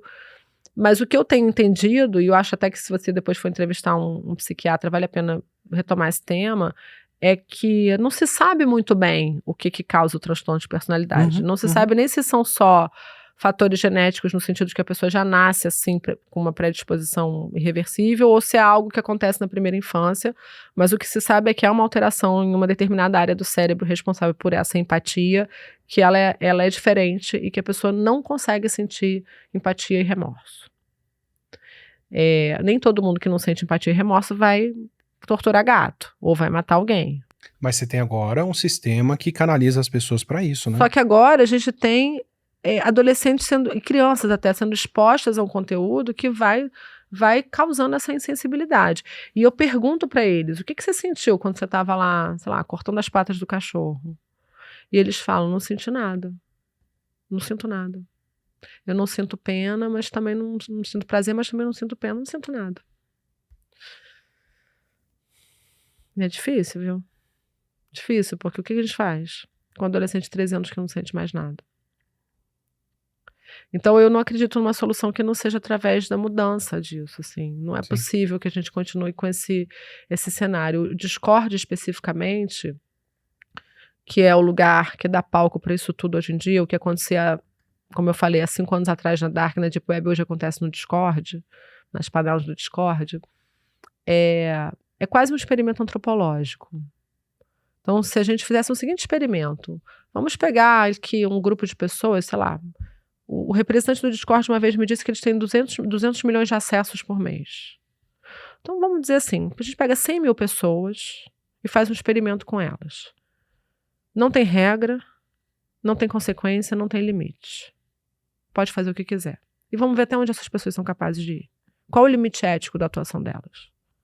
Como que elas vão conviver sem regra, nada é proibido, não tem consequência nenhuma para o que você fizer, não tem limite para nada, e você faz tudo sem ninguém saber que foi você que fez, de forma anônima. Até onde vocês são capazes de chegar. Bom, a gente já tem esse experimento antropológico acontecendo. Ele chama-se Discord. E a gente sabe até onde as pessoas são capazes de ir. Tá? Estamos vendo lá. Com a grande peculiaridade de que 90% dos usuários são crianças e adolescentes, não são nem adultos. Os poucos adultos que a gente tem lá têm 19, 20, 21 anos. Jovens adultos, ainda com o cérebro adolescente. Se a gente pensar do ponto de vista do desenvolvimento neurológico, ainda tem um córtex pré-frontal imaturo. Bom, Até sem palavras, né? Sim, assim, porque uma coisa é você pegar um caso ao lado, outra coisa é você falar, não, a gente tem uma ilha de 100 mil habitantes aqui, só crianças, cada um por si, sem consequências, né? E para outra coisa que é a violência sexual, eu trago esse tópico também porque tem uma fala sua que me marcou bem, que você fala que muitos aí estão procurando educação sexual na internet e acabam caindo nisso. Porque até aqui a gente falou uma coisa que atinge mais meninos, ou meninas quando estão envolvidas estão mais envolvidas como vítimas. Como vítimas, perfeito. Vamos puxar para onde elas são onde elas são as vítimas como objetivo da coisa, né? Então quando você fala, bom, quem entrou na internet vai cair nisso, ou quem entra procurando sobre anatomia e educação sexual vai cair num vídeo pornô e vai aprender muito cedo. Eu quero perguntar com que idade que isso vai acontecer e até onde isso nos leva então a entender que talvez a educação sexual na escola, por exemplo, seja uma estratégia que tem que acontecer junto com a estratégia de responsabilização de redes e outras coisas, que é onde a gente vai com a conversa daqui a pouco. Certo. Então, assim, a gente tem pesquisas, eu não vou te dizer a fonte exata, porque eu sou muito ruim de nomes e números, assim, mas eu sei que tem uma pesquisa que foi feita sobre isso, especificamente no Brasil, que diz que a idade média, em média, a idade média que crianças têm o primeiro contato com a pornografia industrial é aos 9 anos de idade. Média, 9 anos, o primeiro contato, e eles têm esse primeiro contato sem procurar pornografia.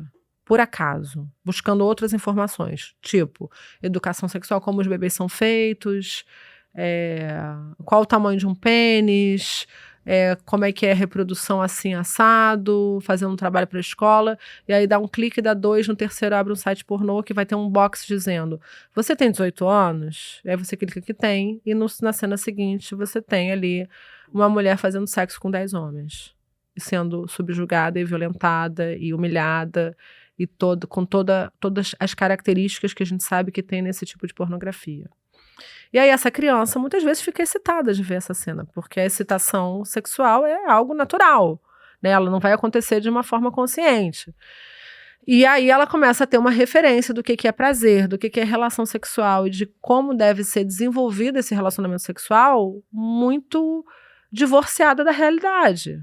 Porque a gente está falando de crianças de 9, 10, 11, 12, 13 anos, jovens, crianças e adolescentes que ainda não tiveram a primeira experiência sexual, que não sabem o que é um toque, um beijo de língua que arrepia, e como é que se dá essa dança do acasalamento entre um homem e uma mulher. E que, desculpa, vai ter isso cada vez mais tarde pelas tendências dos últimos anos, né? Olha, eu conversei essa semana com um psicólogo especialista em terapia sexual, e o que ele me relatou é assim, é de você fechar, apagar a luz e ir embora do planeta Terra, porque ele falou que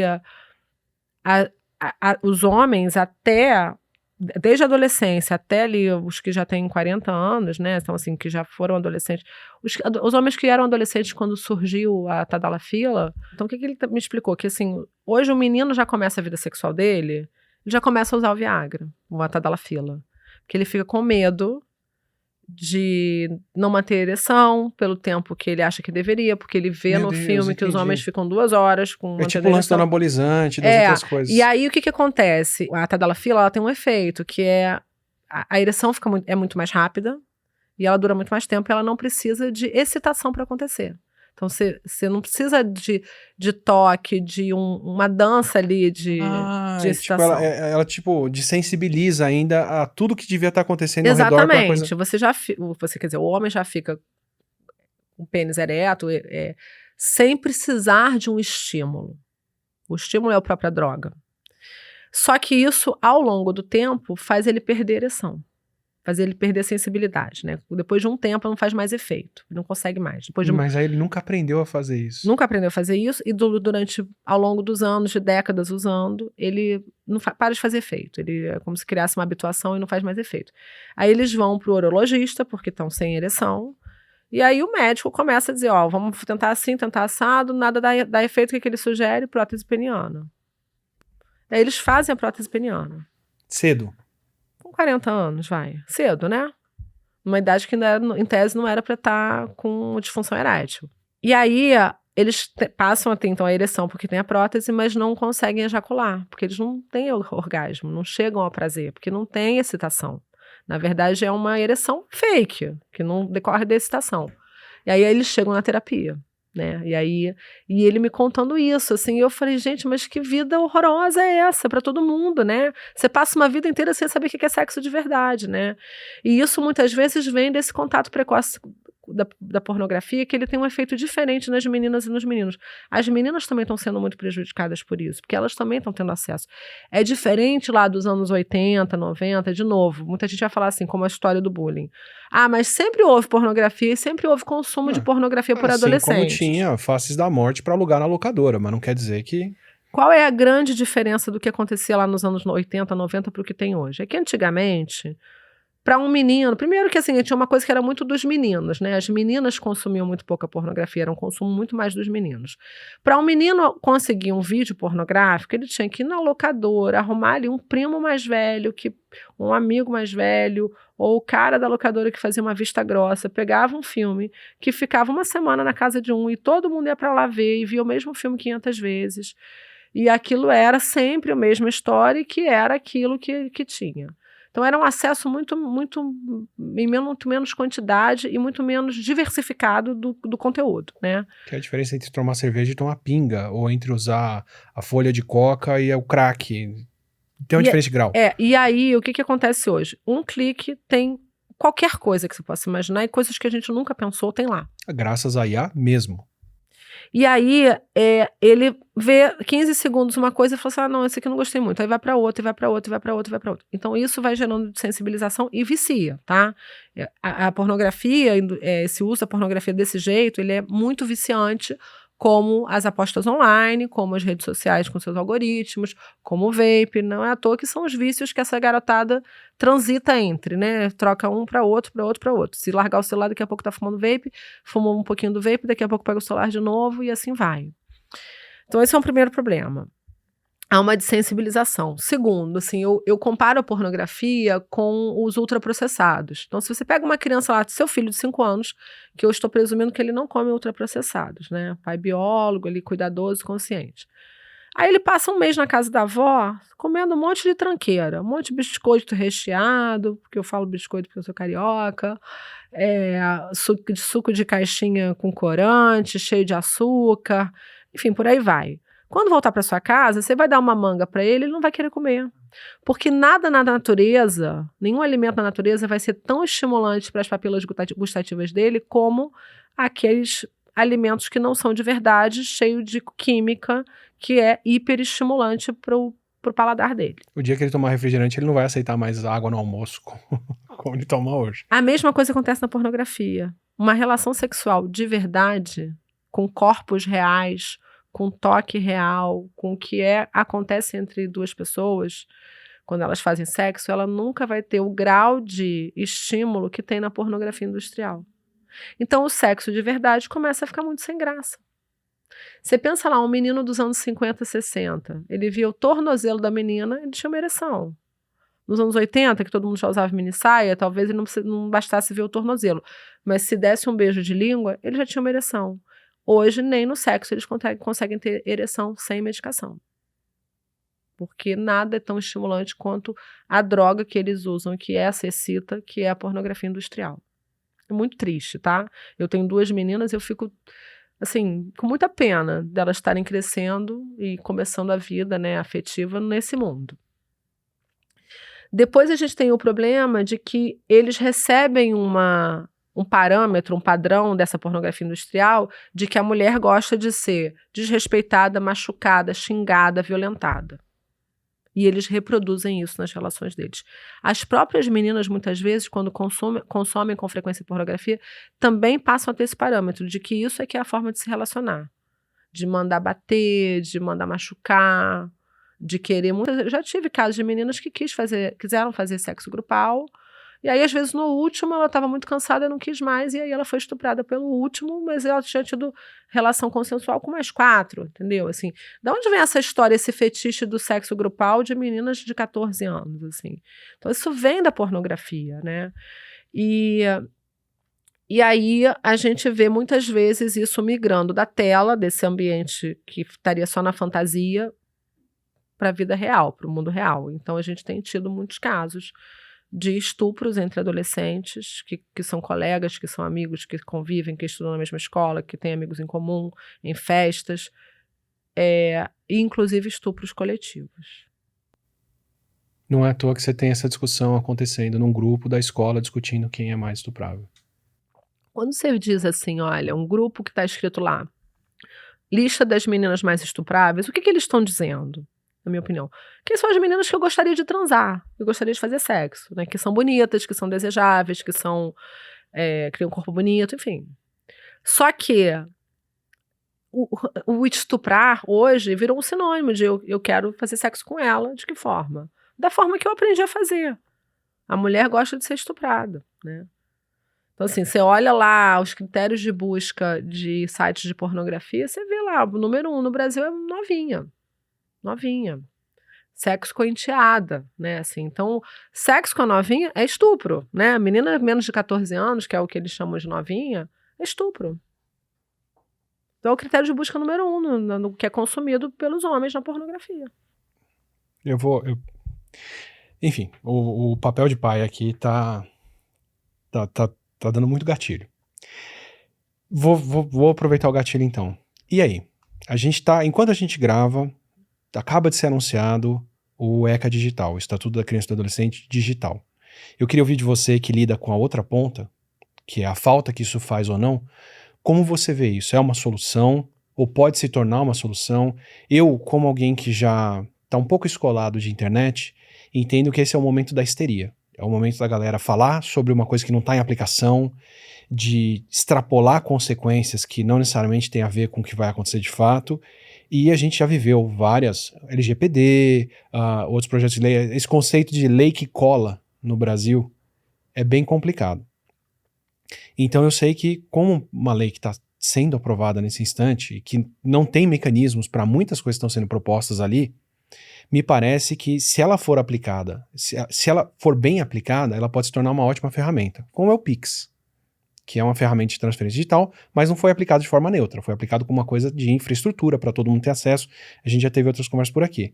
Então, como você vê o ECA digital e o que seriam pontos críticos ali que precisam ser aplicados de boas formas ou não para sanar parte dos problemas que a gente viu até aqui, e o que fica de fora? Pais, por exemplo, ou outras coisas que não estão abarcados nisso. E pensando nisso que está de fora, o que nos falta para os pais de alfabetização digital, ou qual que tem que ser o nosso papel, além, né, de estar presente, de ser funcional, outra coisa, o que a gente tem que aprender a fazer para isso? Porque muito do que o ECA propõe, o controle parental do sistema da Apple, do iPhone, coisa assim, teoricamente faz. Ou o YouTube Kids faz, que é você ter um jeito de restringir ao que a criança tem acesso, por idade, por isso, por aquilo, com senha, blá, blá, blá. Então, teoricamente, tem bastante coisa ali que podia estar no sistema, pode ser implementada facilmente e que tiraria a responsabilidade dos pais para fazer isso. Até onde a gente precisa aprender outras coisas aí, ou o ECA poderia abraçar essas coisas para você ter, por exemplo, um sistema que a criança entra e tudo lá dentro já sabe que é uma criança sem você ter que dar os dados dela. Então, sobre o ECA digital, né? Então, assim, o ECA digital, ele é considerado não só por mim, mas por vários especialistas do mundo todo, a lei mais moderna e vanguardista naquilo que ele se propõe, que é a proteção de crianças e adolescentes no ambiente digital. Não tem exemplo mundial, né? Vários países do mundo estão hoje estudando o ECA digital do Brasil e pensando como que a gente pode copiar isso aqui e implementar no nosso ordenamento jurídico. Inglaterra está fazendo isso, vários estados americanos, Austrália, vários países, França. Países que estão se debruçando sobre esse tema estão olhando para o ECA digital e a gente já entra como um país à frente, junto com a Austrália, com a Indonésia e outros países que estão já avançados nessa proteção. Qual é a lógica do ECA digital? Que eu acho que é mais importante do que saber exatamente quais são as medidas que ele propõe, tem coisas interessantes, é a gente entender a lógica. A lógica do ECA, ela muda toda a forma da gente ver o ambiente digital até agora. Que até agora, o que a gente tinha, né? Desde a época do Marco Civil da Internet. A gente tinha uma lógica que pensava assim, olha, a internet ela vai se autorregular, ela vai ter uma ética própria e eles vão se autorregular, é um lugar, é um espaço de liberdade de expressão, um território livre que a gente não tem que regular. É a praça pública. E até agora, é mais que a praça pública, a praça pública tem regras, né? Você não pode fazer o que quer na praça pública. E até agora, não havia nenhuma lei, nenhuma regra no Brasil jurídica que responsabilizasse as plataformas, as big techs, pelo que acontece no ambiente digital. As plataformas sempre disseram, olha, eu não faço nada, eu sou um mero veículo, né? Quem está colocando conteúdo lá, abastecendo conteúdo é o usuário, eu só hospedo esse conteúdo que é produzido por terceiros, então eu não sou responsável porque o terceiro botou lá. O que a gente sabe que é uma falácia, porque uma coisa é o terceiro estar ali na esquina gritando uma fala racista, outra coisa é ele colocar isso num canal que tem 50 milhões de seguidores no YouTube, por exemplo. E a plataforma escolher entregar mais isso. Nem vou entrar nesse aspecto, tá? Ainda que a plataforma fosse super inocente e boazinha, ela é esse amplificador da voz de certas coisas, né? Então ela tem que ser responsabilizada, porque imagina o seguinte, eu gosto de comparar isso com a televisão. Imagina se alguém alugasse um horário na Rede Globo, horário nobre, no intervalo da novela das 9, e comprasse ali 30 segundos de propaganda para fazer apologia ao nazismo. Ninguém ia dizer, mas a Globo não tem nada a ver com isso. A Globo só recebeu o dinheiro lá da publicidade, mas quem fez apologia ao nazismo foi quem contratou. Impensável a gente pensar assim. Ou então se a Globo exibisse uma cena de um bebê sendo torturado ou sendo estuprado no horário nobre, né? Mas é só para assinantes. Mas foi só, a Globo não fez nada, quem fez foi quem estuprou o bebê. É meio que essa lógica das big techs e a gente sabe que isso não funcionou. Essa esperança de que eles se autorregulassem com ética não funcionou. Eles não têm nenhuma ética. E a maior prova que eles não têm nenhuma ética é que, além de tudo que acontece, né, o algoritmo entregando propositalmente para criança e adolescente conteúdos nocivos, por exemplo, conteúdos de automutilação, suicídio e transtorno alimentar para meninas de 12, 13 anos, conteúdos como a gente viu lá no livro da ex-executiva da Meta, né, Careless People. Ela fala que o algoritmo sabe se uma menina tirou uma selfie e apagou. Porque ele presume, então, que ela se achou feia e começa a oferecer maquiagem, skincare e coisas do tipo. Além dessas práticas que são abusivas, né, que são práticas desleais, que não são éticas, o que os executivos, os titãs das Big Techs fazem? Meu filho não usa telas. Eu tenho o vídeo inteiro comentando isso. Eles não deixam os filhos deles usarem. Então, a ética é, os meus filhos estão fora desse perigo, os outros filhos eu não estou nem aí. Eu não me comprometo em criar um ambiente mais seguro e mais protegido para crianças. Só que a gente tem regra, a gente tem lei no Brasil. E a regra, talvez maior, mais importante que a gente tem, é uma regra que está lá na Constituição Federal, no artigo 227, que nada mais fez do que pegar aquele velho provérbio africano conhecido de todos nós, que é preciso toda uma aldeia para educar uma criança, e transformar isso numa norma constitucional, que é dever da família, do Estado, da sociedade, cuidar das crianças, proteger e garantir os direitos. Tá? Então, se é dever de todos, o que o ECA Digital faz? Ele diz o seguinte, é dever de todos que participam dessa aldeia virtual, dessa aldeia digital. Principalmente daquelas pessoas que estão lá para ganhar dinheiro com isso. Elas não estão lá circunstancialmente, elas estão lá porque desenvolveram, criaram, optaram por ser esse o seu modelo de negócio. Meu modelo de negócio é criar um ambiente digital para ser frequentado por todas as pessoas, inclusive crianças e adolescentes, e ficar bilionário com isso. Então, quem decide operar nesse ramo profissionalmente tem a obrigação de desenhar um produto que seja mais seguro. Então, o que o ECA faz? Ele traz essa obrigação de segurança by design, por desenho. Desde a concepção, desde a hora que um arquiteto, não sei como é que, um engenheiro de TI lá da Meta ou do TikTok sentar para pensar assim, quais são as mudanças que a gente vai implementar esse ano no Instagram? Ou vou criar uma nova rede social. A primeira coisa que eu tenho que ter em mente, o que eu preciso fazer para isso aqui ser seguro para crianças e adolescentes? Meio que um engenheiro faz quando ele projeta, um arquiteto, um engenheiro projeta um parquinho numa praça que vai ser frequentado por crianças, ou uma praça de alimentação, ou um play lá de um shopping ou de um condomínio, como desses que você mencionou, que tem play. É uma brinquedoteca. O que eu preciso fazer aqui? Qual é a altura máxima desse escorrega para se a criança cair e ela não quebrar o pescoço e morrer? Que tipo de material eu vou usar para não ter uma farpa, uma ponta de metal que vai cortar a criança na hora que ela descer? Eu tenho que pensar na segurança do usuário, criança. Como os carros têm hoje, que tem Isofix e outras coisas. Cinto de segurança. Acho que o cinto de segurança é um ótimo exemplo, né? Quando os cintos de segurança passaram... Antigamente, os carros não eram obrigados a ser fabricados com cinto de segurança. Quando passou a ser obrigatório, todas as fabricantes de automóvel entraram com uma ação na justiça para não ser obrigada a colocar cinto de segurança, dizendo assim... Tem nada a ver com isso é problema do motorista. E tinha especialista falando que era melhor estar sem cinto, porque você sai do carro, porque a criança não precisa ficar presa, porque se restrita. cair dentro do rio, você não vai estar... Sempre tem essa história, né? Eu já peguei carro com um motorista de táxi dizendo, eu não ando com cinto porque se eu cair dentro do mar, posso ficar preso no cinto, né? Então o que a lei vai fazer? Ela vai dizer para o dono do parque... que esse parque precisa de poste de iluminação, precisa ter um segurança na porta, precisa de grade, precisa pegar a identidade de quem está entrando no parque. Já que você que cobra o ingresso e fica rico porque você tem um parque.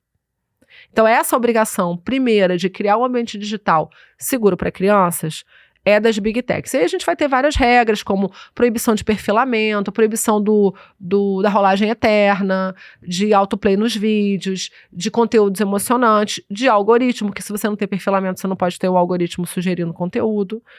E aí, a pergunta que fica é, mas como que a Big Tech vai conseguir cumprir a lei? Sabe? E como que porque para isso ela precisa saber que aquele usuário não é um adulto. Como que ela vai conseguir cumprir a lei, proteger criança, tratar criança e adolescente diferente da forma que ela trata adultos? Ela precisa verificar qual é a idade do usuário. Então, tem um mecanismo que, para mim, assim, é essencial. A gente não consegue avançar se a gente não implementar esse mecanismo, e isso é desafiador, tá? Que é a verificação da idade. É desafiador por quê? Não porque não tem tecnologia. Claro que tem tecnologia. Eles já sabem qual é a idade de cada um, né? O algoritmo sugere para minhas filhas coisa que não sugere para mim. A equipe do Jonathan Haidt fez um experimento, não sei se você já viu isso, bem interessante. Não. Eles filmaram e colocaram no Instagram do Haidt. Eles criaram um perfil fake de uma menina de 13 anos no Instagram. E curtiram alguns conteúdos para ir direcionando o algoritmo. Conteúdos que essa menina fake curtiu. Vídeos de gatinhos fofos fazendo fofuras.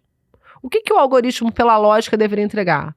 Vídeo de gatinho, de panda, de cachorrinho, de passarinho. O que ele começou a entregar para essa menina de 13 anos? Vídeos de shake para emagrecer, de skincare e de exercício físico. Então, eles sabem que é uma menina de 13 anos, com questões de imagem, como todas de 13 anos têm, e fica direcionando, inclusive, conteúdo de anorexia, bulimia, etc. Então, a Big Tech tem que fazer a verificação etária. Precisa fazer. De que forma? A lei diz que ela pode criar o critério dela. Tá? E tem um grupo de trabalho que já foi concluído no Ministério da Justiça, criando também um mecanismo que possa ser usado por qualquer pequeno, né, fornecedor desse serviço de informática que não tem condições de criar a sua própria verificação. Que claro que os grandões, assim, a Meta, o TikTok, o Roblox, o X, eles têm como fazer, mas aí de repente o seu João ali da padaria que entrega um delivery, ele tem que saber que quem está encomendando é um menor de idade, então ele não pode entregar cerveja e álcool. Então, como que ele vai fazer a verificação da idade? Ele não vai ter como ter essa ferramenta, mas ele pode usar, então, a ferramenta oficial do governo. Do mesmo jeito que se pede o RG. Do mesmo jeito que se pede o RG e do mesmo jeito que já temos tecnologia, por exemplo, para banco, que você, quando entra no aplicativo do banco, faz o reconhecimento facial. No GovBR, quando você vende um carro hoje para transferir no Detran, você faz a transferência online, ele sabe que você é você. Enfim, a tecnologia é o que mais tem, né? A gente vai ter uma discussão sobre segurança digital com formas que tem de boa e má verificação desse tipo de coisa. Sim. Logo mais. E aí, a própria lei diz que a única coleta de dados que pode ter é para verificar a idade, mais nada. Não pode guardar esse dado para outros fins, não pode fazer publicidade dirigida a crianças, não pode fazer perfilamento. E aí, o que essa lei tem de muito, muito incrível? São as sanções, as punições para as Big Techs quando descumprirem a lei. Né? Tem a obrigação de remoção automática de conteúdos violentos, por exemplo, de pedofilia, de abuso sexual, de suicídio, tudo isso é obrigação de remoção automática. Outros conteúdos que são nocivos, eles são obrigados a remover assim que houver a notificação, independentemente de decisão judicial, e quem precisa notificar, quem pode notificar, não precisa ser a vítima, pode ser, por exemplo, uma entidade de proteção de crianças e adolescentes, que vê lá que tá rolando um desafio que é perigoso. Um Instituto Alana da Vida, ou sei lá, um SaferNet pode notificar e eles são obrigados a derrubar. As plataformas com mais de 1 milhão de usuários são obrigadas a fazer relatórios semestrais para a ANPD, que vai ser a autoridade fiscalizadora. Então, proporcional. Relatórios semestrais de quantas denúncias eles receberam e de qual foi o andamento que eles deram. Então, o que acontece hoje, que você denuncia e eles jogam no lixo, a denúncia não vai mais dar para ser assim. Eles vão ter que dizer, recebi tantas denúncias, foram apuradas tantas, removi conteúdo, não removi, o que eu fiz? E a gente vai ter uma central, um Centro Nacional de Denúncias, que seria o equivalente ao NICMEC brasileiro, que é a Rafaela Parca, delegada federal, que vai estar à frente, que vai receber as denúncias das Big Techs quando o conteúdo for criminoso para apurar e punir os responsáveis. Agência Nacional de Proteção de Dados, A gente tem a Agência Nacional de Proteção de Dados, que vai ser a Autoridade Autônoma Fiscalizadora, que a lei fala, é a ANPD. E então, além da ANPD, com essa função fiscalizatória, a gente vai ter o Centro Nacional de Proteção de Crianças e Adolescentes, que é um órgão que vai ser gerido pela Polícia Federal, certo. O que é muito bom, porque a Polícia Federal já faz isso hoje, né? Mas aí vai ter isso concentrado num órgão para essa finalidade, que vai receber das Big Techs as denúncias apuradas e vai dar o encaminhamento. Então, assim, as Big Techs recebem uma denúncia. Pode ser uma denúncia, assim, de um conteúdo que é nocivo, mas que não é criminoso, sei lá, é um desafio que coloca em risco. Ou pode ser desafio do desodorante. Desafio do desodorante, mas assim, ninguém morreu, então em tese não tem crime, só tem um conteúdo que tem que ser removido. Ou pode ser assim, olha, tem aqui uma foto de um bebê sendo estuprado.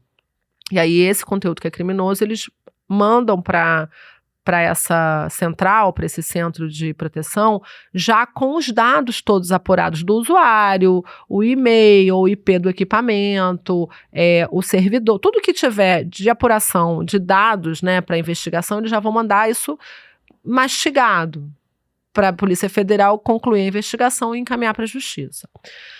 A gente tem 4 sanções na lei para quando a Big Tech descumprir os ditames do ECA Digital, né?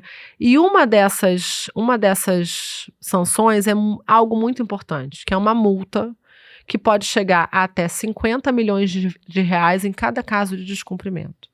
E por que isso é tão importante? Porque it's all about the money. Então, eu vou te contar uma história. Eu tive com um representante legal da Discord há coisa de 1 ano e meio atrás, numa reunião no Ministério da Justiça, e ele mencionou dados do Discord. Ele falou que eles têm 200 milhões de acessos por mês, mais ou menos, e tem 80 funcionários no mundo todo. 80 funcionários para monitorarem 200 milhões de acessos. Ele não falou qual foi o lucro da empresa, mas eu pesquisei na internet e eu vi que no ano anterior a empresa tinha lucrado 32 bilhões de reais. Então, claro que a empresa lucra 32 bilhões de reais, porque não precisa contratar funcionário. Eles não têm nenhuma responsabilidade. Então, eles não estão nem aí para o que acontece lá. Só que agora eles têm responsabilidade. Então, agora, cada vez que eles permitirem, por exemplo, que crianças ou adolescentes estejam acessando essas panelas de violência extrema, eles vão estar descumprindo a lei. Porque a lei fala que é responsabilidade da Big Tech, não dos pais, impedir que crianças ou adolescentes recebam conteúdos inadequados para sua idade. Não é conteúdos criminosos, como pornografia pornografia que é proibido, né? Entregar pornografia para menor de idade é o crime dessa exposição à pornografia. Não é só pornografia e apostas online que tem lá uma restrição. Qualquer conteúdo inadequado. Então pode ser até um conteúdo permitido para adolescentes, mas não daquela idade. Então, por exemplo, você tem um conteúdo lá que pode ser visto por maior de 14, maior de 16, aí você tem uma criança de 10 recebendo. Isso viola a lei. Cada descumprimento das normas do ECA Digital pode levar a uma multa de até 50 milhões de reais. E aí começa a ficar mais barato para a Big Tech contratar moderadores de conteúdo, investir em tecnologia preventiva. Perder aquele usuário, de repente. Do que pagar 50 milhões cada vez que há um descumprimento. Tá? E eu estou falando isso porque a gente viu isso acontecer no mercado de consumo quando veio o Código do Consumidor lá em 1990, né? Não sei se você se lembra, ainda nem estava na faculdade, mas eu me lembro da mudança do mercado de consumo. Não foi no dia seguinte à entrada em vigor do Código do Consumidor que as coisas mudaram, mas mudaram. Mudaram como? Com decisões judiciais, condenando bancos, proibindo certas práticas abusivas, condenando o plano de saúde, por exemplo, a regulação de faixas etárias do plano de saúde. Antigamente, você mudava de idade, né, fazia aniversário, o plano aumentava 200% e as pessoas não conseguiam mais pagar. E eles faziam esse propósito para a pessoa sair do plano e eles, né, terem uma redução do risco. Isso não pode mais fazer. Então, isso foi regulado pelo judiciário numa aplicação, numa interpretação do Código do Consumidor. Então, eu tenho certeza, não tenho dúvida que a lei vai pegar, para usar suas palavras. Então, a lei já está valendo desde o dia 17 de março de 2026.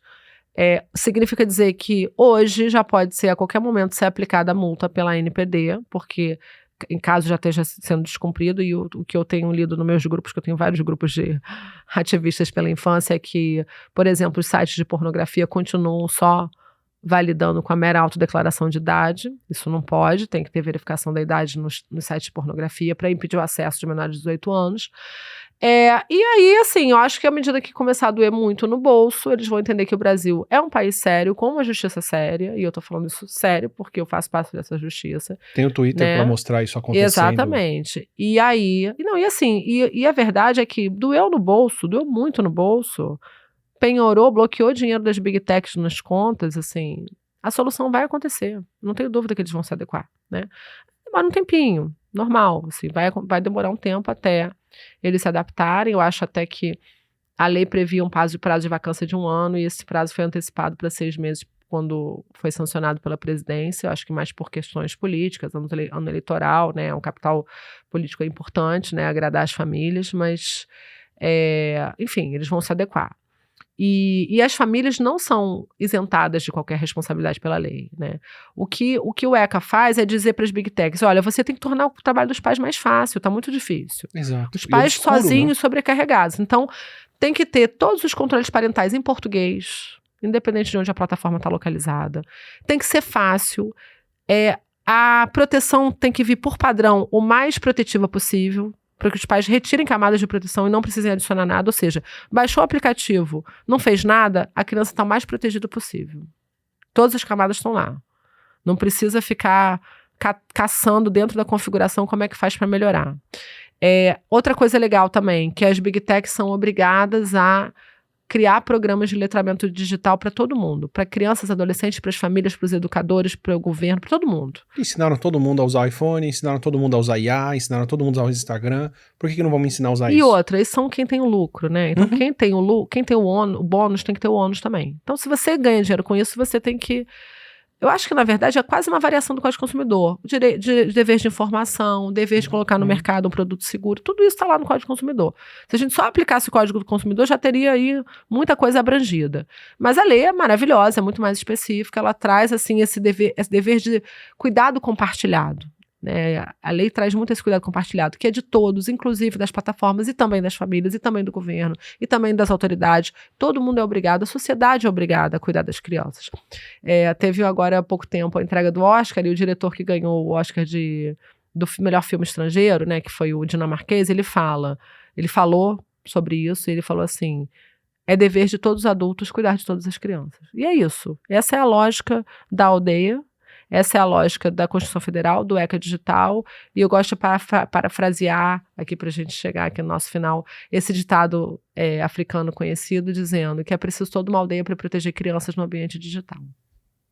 Que bom. E para quem quiser se informar mais sobre isso, se preparar, onde a gente pode acompanhar o seu trabalho, ou que grupos que você recomenda para quem sai daqui motivado? Então, quem quiser me seguir, eu tenho uma rede social profissional, que é o Instagram, @protocoloeutevejo. Uhum. É o meu Instagram profissional. Às vezes as pessoas pedem para me seguir no pessoal, mas eu não admito, porque é só pessoal mesmo, não tem nada de trabalho lá. E eu recomendo, assim, vários influenciadores que falam sobre parentalidade, sobre segurança no ambiente digital. Tenho até uma postagem sobre isso. Então, a Sheili, que é uma influenciadora que fala muito sobre segurança no ambiente digital para crianças e adolescentes. O Daniel Becker, o pediatra do Rio de Janeiro, Pediatria Integral. Instituto Alana, SaferNet. É muita gente, assim, eu não quero nem nomear todos, porque eu vou acabar esquecendo alguém e vou ser injusta. Mas tem muita gente falando sobre isso, com conteúdo muito bom. E é isso. Obrigado. Conhecimento protege. De verdade. E obrigado pelo choque e também pela realidade de entender como isso tudo está amarrado junto e o que a gente pode fazer. Foi um privilégio. Obrigada. Obrigadão. Espero que você tenha aproveitado essa conversa. Eu nem consigo dizer curtido aqui. Fazia muito tempo que eu não tinha um assunto que pesa dessa forma e que me traz uma outra responsabilidade como pai, que eu acho que a gente tem que assumir entre todos aqui. Espero muito que o ECA Digital e outras soluções lidem com esse problema, pelo menos, e sei que tudo tem que se dobrar de uma certa forma e prometo trazer outras discussões aqui para o Não Ficção para a gente entender como, porquê e o que está acontecendo ao redor de crianças, de adolescentes, de violência e como essas ferramentas podem ser desenhadas e aplicadas de uma maneira que seja bom e produtivo para todo mundo. Se você quiser acompanhar essa discussão e desdobramento, se inscreve aqui no canal, assim você recebe os vídeos regulares e o Não Ficção sempre feitos por humanos para humanos. Até uma próxima.